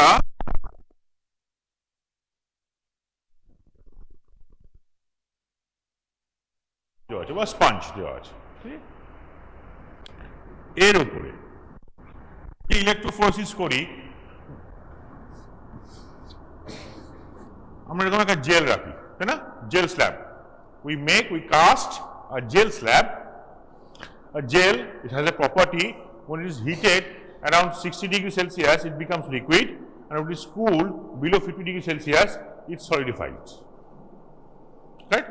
So when it is heated in liquid form it is cast in a trough of given size, and then it is allowed to cool down slowly. If you cool down very fast, what will happen? It will form bubbles inside, and bubbles will disturb the migration of nucleic acids. So it is allowed to cool down slowly, it solidifies and it forms a network of gel,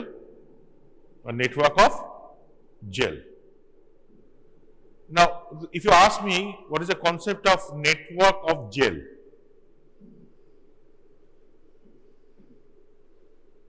is there anyone who has idea about network of gel?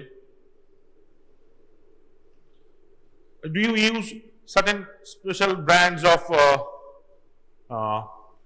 toothpaste which has got gel beads? Huh? Toothpaste with gel beads? Use it? Stand up. Stand up. So what is the texture, what is the feeling when you hold that toothpaste in your fingers? What do you feel? Some round shaped something, some solid, some coarse, coarse round shaped something is there. Now if you look into those coarse round shaped substances under a microscope, you will find it is like a paper folded in a round form. It's like a paper folded in a round form, or rather it is a bundle of thread, more precisely. সুতো থাকে, সুতোকে যে আমি আস্তে আস্তে জড়াই, কি হবে? জড়িয়ে জড়িয়ে জড়িয়ে এটা বল হয়ে যাবে না? তাহলে যখন আমি এটা বলে মতো দেখবো তখন কি বলবো? Gel bit. কিন্তু অ্যাকচুয়ালি জেল বিট কেমন দেখতে? লম্বা সুতোর মতন। তাহলে এই যে gel bit, this gel bit is like nothing but a multiple type folded thread. So through this thread there are inter-thread spaces. These spaces actually form the network between two gels. So when I say gel network, that means it is through the beads. Through the beads molecules will pass. And how close, how tightly you can pack, it depends on the side chains of those threads. If the side chains are smaller, the spaces are smaller. If the side chains are larger, spaces will be larger. Correct? So this is a concept of network of gel. Sit down. Now, the DNA has been separated.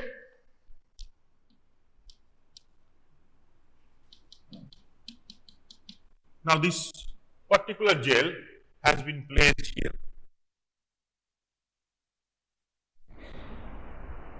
in supine position. Correct? In supine position. So it has a head and tail. Head and tail.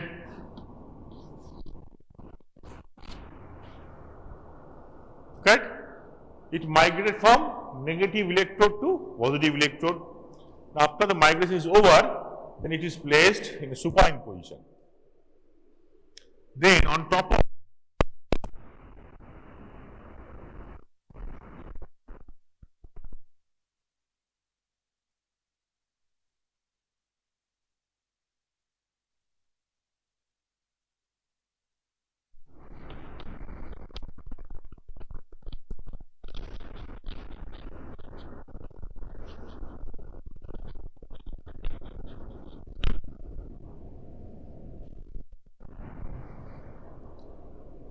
a thin paper. What is a paper made up of? Cellulose. Is there any difference here? What is that? The cellulose is added with extra nitro groups. That's all. Now, addition of these nitro groups make the paper very fragile. It will break when it is dry. But এই পেপারে কি হয়? It will not break when it is dry, but it will break when it is wet. এখানে ঠিক উল্টো. It will break when it is dry, but it will hold very, very strong. As far as membrane DNA's molecules are concerned, don't think that my punch or your punch will be withstood by this. You can punch, anything will go through. For DNA RNA molecule, it is very strong. It is stronger than those gel beads actually to hold the molecules. That is why prior to further preparations, further processes, we must transfer those molecules from gel beads to membrane. This process of transfer is called blotting. The nitrocellulose membrane is quite sturdy when it is wet in buffer. Now, when you place a bunch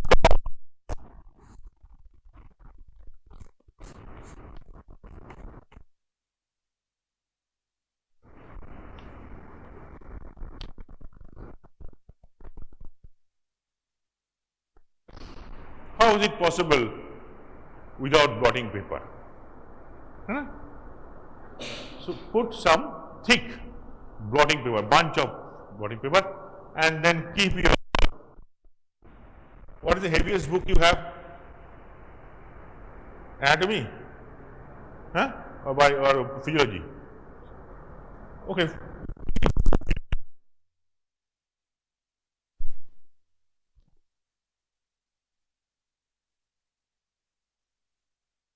Correct? And then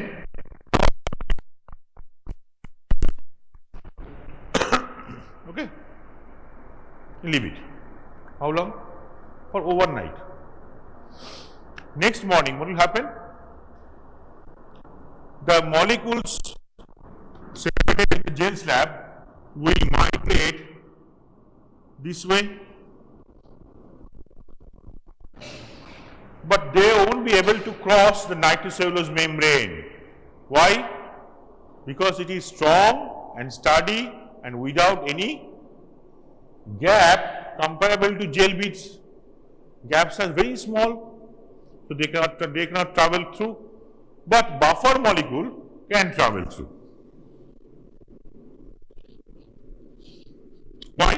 Because buffer molecules are much more smaller, so they will travel from below the trough to the blotting paper. While going through, they will follow the process called capillary action. So the process of capillary action will draw the buffer from below to top, and during this process, this will bring the molecules to the nitrocellulose membrane. Yeah? Now the nitrocellulose membrane is wet and it is holding all the nucleic acids. what will happen? If you do like this, it might fall. So what we have to do? What is it after transfer? After transfer, immobilization means fixation. We must ensure that those molecules which has been transferred onto nitrocellulose membrane have to be immobilized, fixed, so that the further washing techniques, washing steps will not wash away our molecule of interest.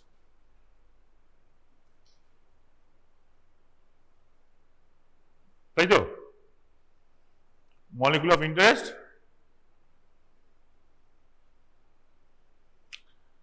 Fine. Now, transfer technique as far as all these three molecules concerned are same. Now, this is mechanical blotting, normal.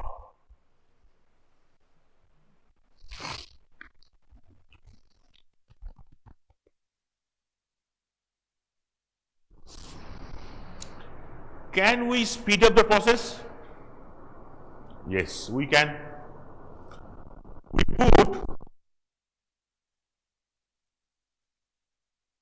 one cover here and add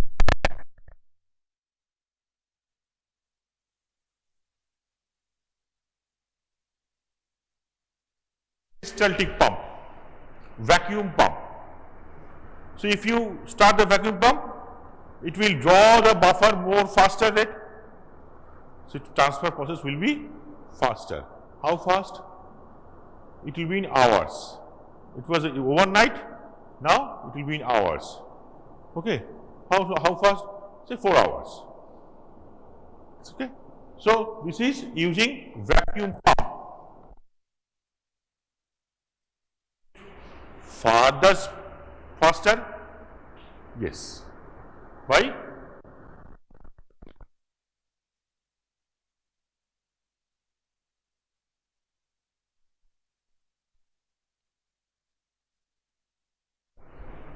Electro-blotting.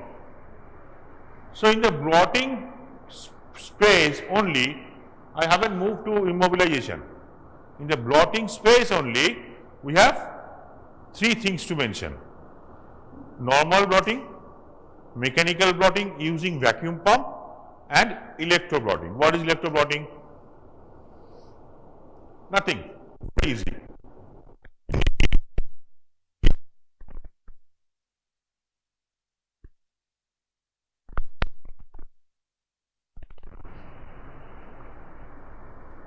Please, sorry.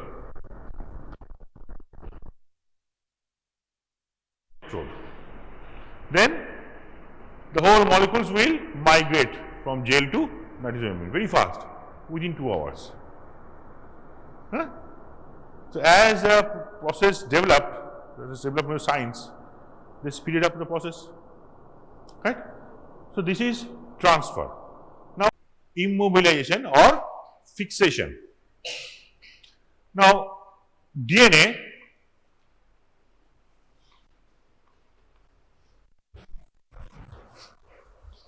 what is the basic difference? So first difference comes to your mind when I say DNA and RNA. Huh? Follow? Histone and non-histone protein.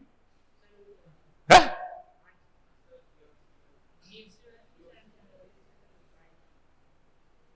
Yes.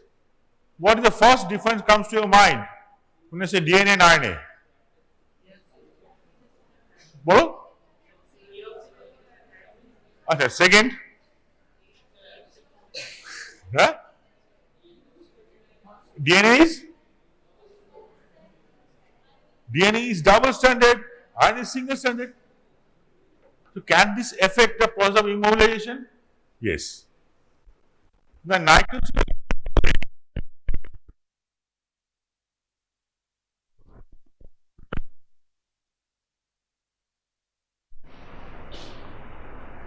can hold up to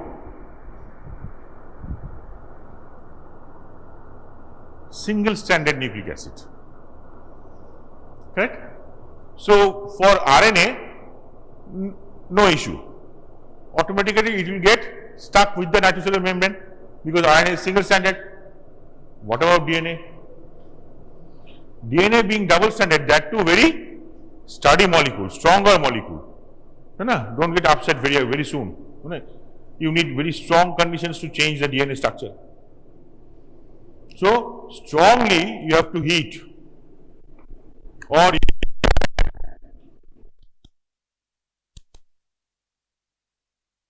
for RNA no need of separation of strand because it is already single stranded. So it will get fixed automatically to the nitrocellular membrane. For DNA you have to add alkali, strong alkali, so that the DNA strand is separated. What do you call the process of strand separation? What do you call the process of strand separation? Denaturation. So DNA is denatured using strong alkali. Now when alkali is added, after the work of alkali is done, you have to remove the alkali. And then alkali is added, so they are separated. Are they fixed? No. They are loosely bound with the membrane. To fix it, you have to heat it. First, you have to remove the NaOH by washing, and then you have to heat it, dry it, so that the DNA gets stuck with the nitrocellulose membrane single-strandedly, with each strand separated. Clear? And this process is called immobilization.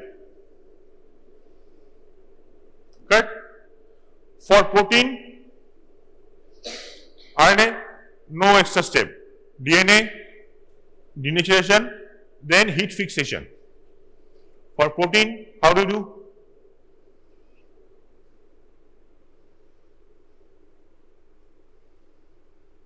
It's very difficult. Proteins usually get stuck with the nitrocellular membrane very well. Only problem is you have to heat it and it will get stuck. But problem is the rest of the area of a protein will remain vacant. Means like this classroom. Already you are there, but there are many vacant seats. So if somebody, when I turn back, if somebody comes inside and sit on one of the seats, can I recognize them? No, not so easily. Right? So, but that fellow is not from your class. So, any stray protein can get stuck. To avoid such circumstances, you must mask the empty spaces. In case of Western blot, mask the empty spaces with known protein. With known protein. Okay, just add those known protein, let it get stuck with the membrane, allow it to start, incubate, heat it, fix it. That's all. So, 3 processes. Fixation. For RNA, no fixation step. For DNA, alkali treatment followed by heat fixation. Yeah? Now comes hybridization. This is almost same for DNA as well as RNA. Hybridization. First one. What is that? Now suppose there is a big DNA.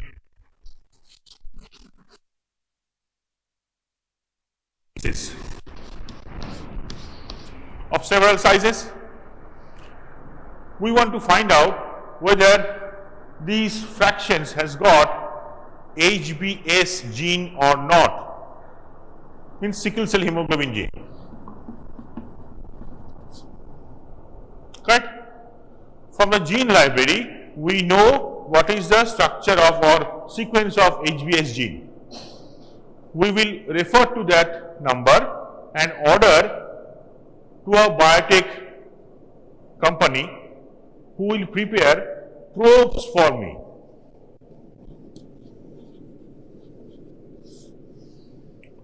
What is probe? There are more than one in number, so they are called probes. Probe means a short stretch of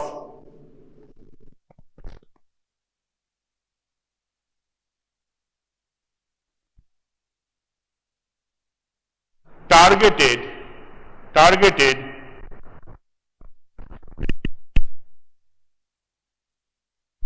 you know, so fraction of DNA fragment which contain that particular gene.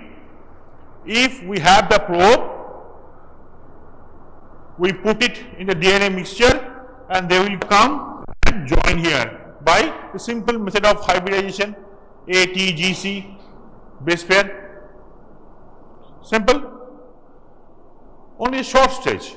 Now these probes are usually radio labeled. Radio means they are stacked with radioactive molecules. So for example, phosphorus 32. Why phosphorus 32? Question everything. Huh? It has short shelf life or half life. Right? You do it and it is damaged, destroyed, then it will go on radiating radiation. So you choose which has very short half life. Right? Now this radio level probe is added with the DNA mixture. Wherever our gene of interest is present, it will go and hybridize there. Now these radio label on nitrocellulose membrane, remember not on gel or not gel membrane, can be visualized by the fourth step. The fourth step is very easy. It is called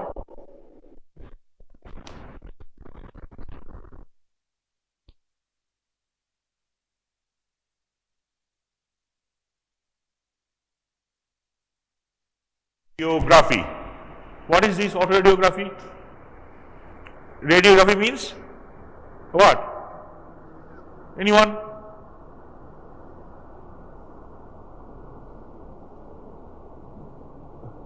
কি এখানে কেউ নেই যে radiography দেখেছে? Is there no one else who has seen the radiography here? Is there anyone who has ever seen any X-ray plate?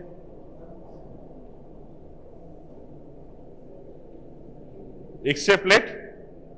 কেউ দেখেছো? কি লাল জামা দেখেছিস? হ্যাঁ?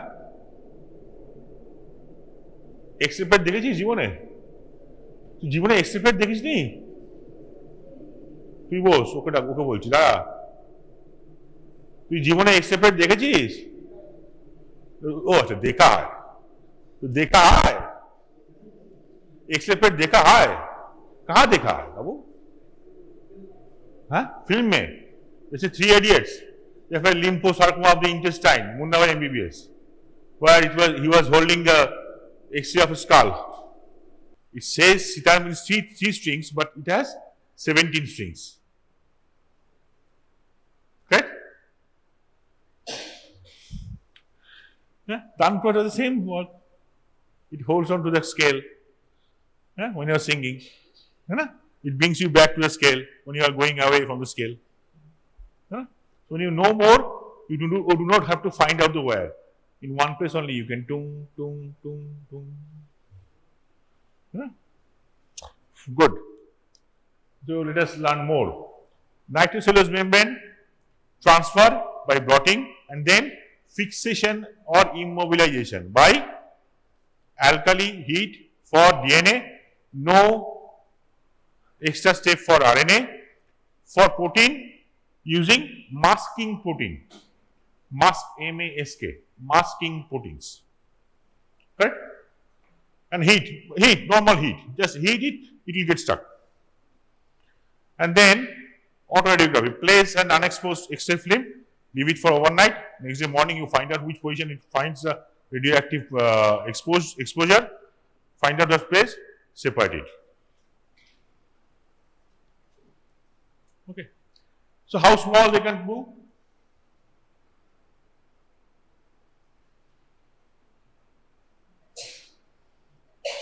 If the DNA fragment is very big, then you need to pre-treat. এগুলো দরকার নেই, এত ডিটেলস আসে না তোমাদের, ঠিক আছে?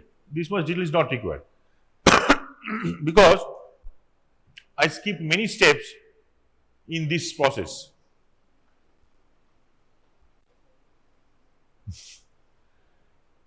It takes around 3 to 4 days in this small arrow.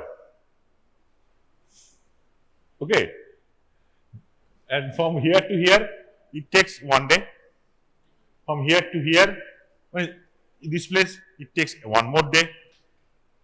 From here to here it takes 1 more night. Yes, nowadays we have replaced autoradiography, which is exposed with radioactive, which is very harmful, by phosphorescence. Ore, Sanu, next.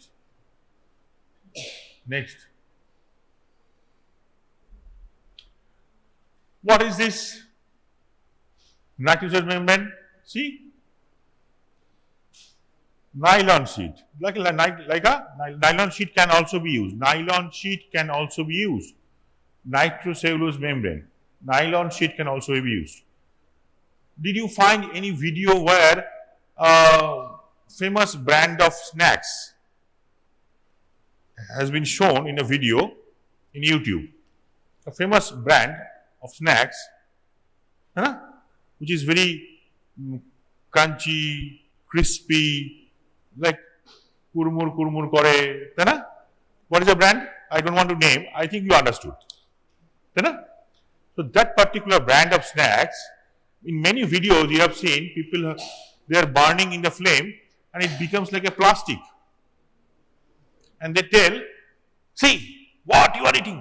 You are eating plastic. This is all hoax. That fellow either totally nuts or very intelligent. He wants to sell his own product. If you do the same thing with your rice, same thing will happen. Does it mean rice contain plastic? Because when you heat carbohydrate, it becomes translucent and like plastic-like. It's made up of potato starch. It will be like that. So nitrocellulose membrane can be replaced by nylon sheets. Nylon sheets, because they are also very thin and sturdy.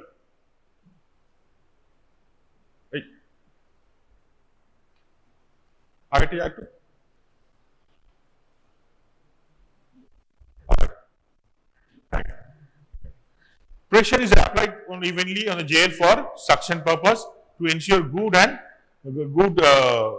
contact with the filter paper and gel slab and transfer of the substances. Next.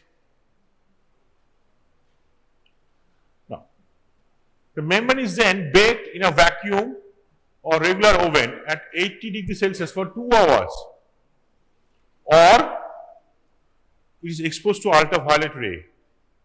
Either of these two techniques, if applied, this will get the fixation process done. DNA, I told you, it has to be fixed. For fixation, either you have to heat or you have to add radiation for nylon membrane. See, because if you heat nylon at 80 degrees, what will happen? It will melt. It will become thread. So when you are using nylon, do not use the first process. When you are using nitrocellulose, do not use the second process. You see, in every step, every line, there are information. So it is up to you how much you can deliver. It is up to your language power, how concisely you can write. There are plethora of videos teaching blotting technique in YouTube. They speak much better English. Some are in Bengali, some are in Hindi also. In all possible languages in India. You can go through many things, anything. But thing you must remember while answering this at this level in the question, in the examination, these points must be answered. That's what you are going to learn from this class. Huh? Next. পুরো প্রসেসটা একবার দেখে নাও। Just go through the whole process. See, these are probes applied, and then it is stuck, hybridized with the nitrogen membrane, then exposed with autoradiogram. In the autoradiogram, it has been found here, these three places, 1, 2, 3. So I have to take the cutout from which one? The X-ray plate or the nitrogen membrane? X-ray plate or nitrogen membrane, which one? If I need the genes to separate, which portion I will take? Nitrocellulose membrane. Do not take the X-ray plate. X-ray plate just show the position. It does not contain any of the material. X-ray plates just show the position because radiation is invisible to our naked eye. How could I see? If we add certain substances which fluoresce under ultraviolet irradiation. Next.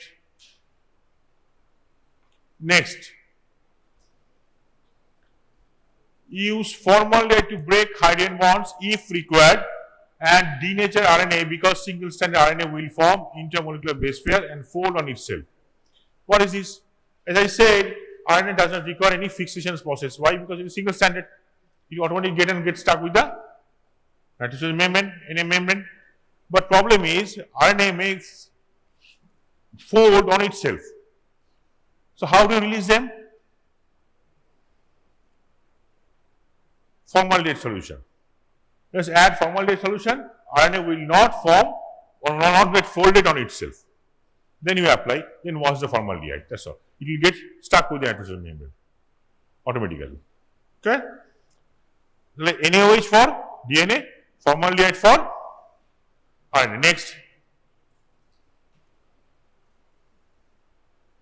Same. Easy. Now, which one is more difficult, you say? Southern or northern? Huh? Northern. RNA is very sensitive molecule. RNA is very sensitive molecule. The procedure itself, if not done with proper care, then molecule itself can get digested. Next.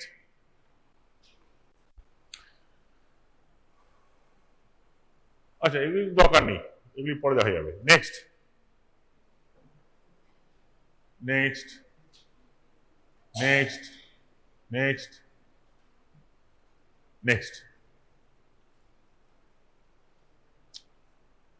এখানে দেখা আছে application of mRNA, application of northern blot to find out the mRNA species. Restriction in nuclear digestion, RNA does not require restriction in nuclear digestion. Next হচ্ছে immobilization or fixation. First one requires NaOH and heat, and this one requires no heat, only formaldehyde. Next.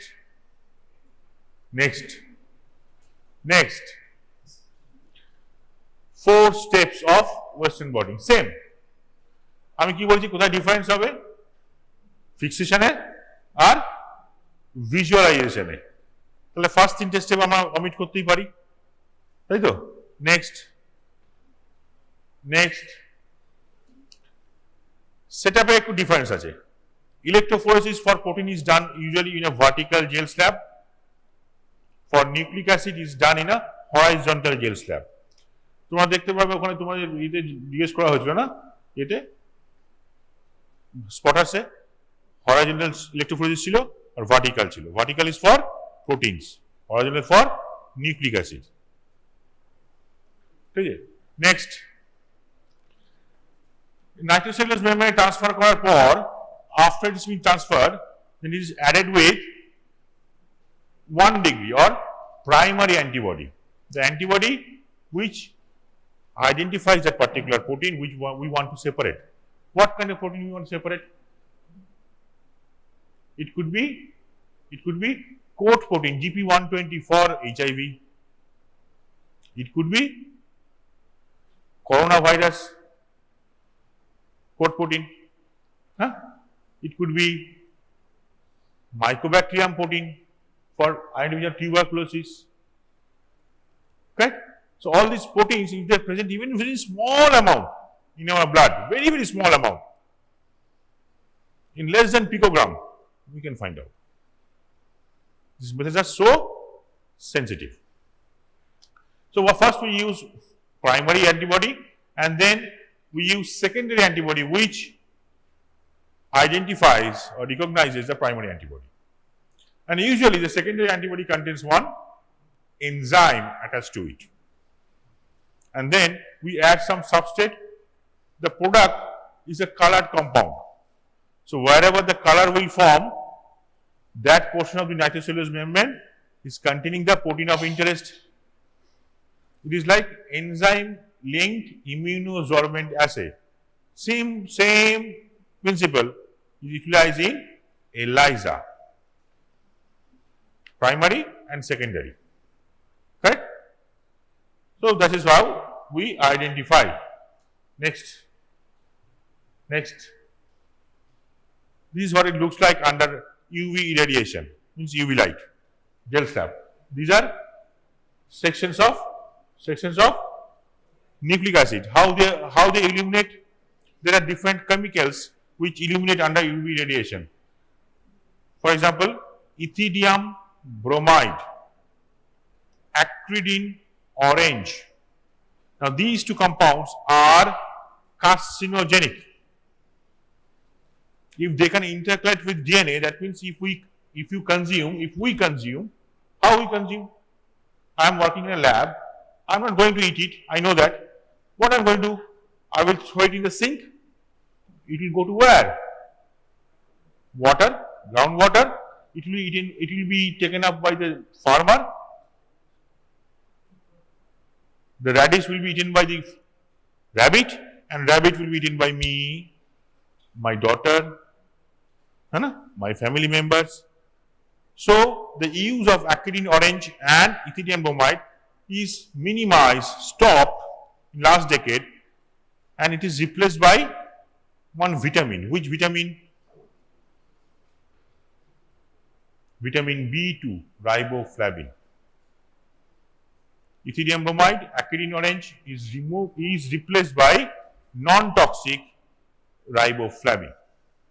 Flavonoid proteins are used for this purpose nowadays.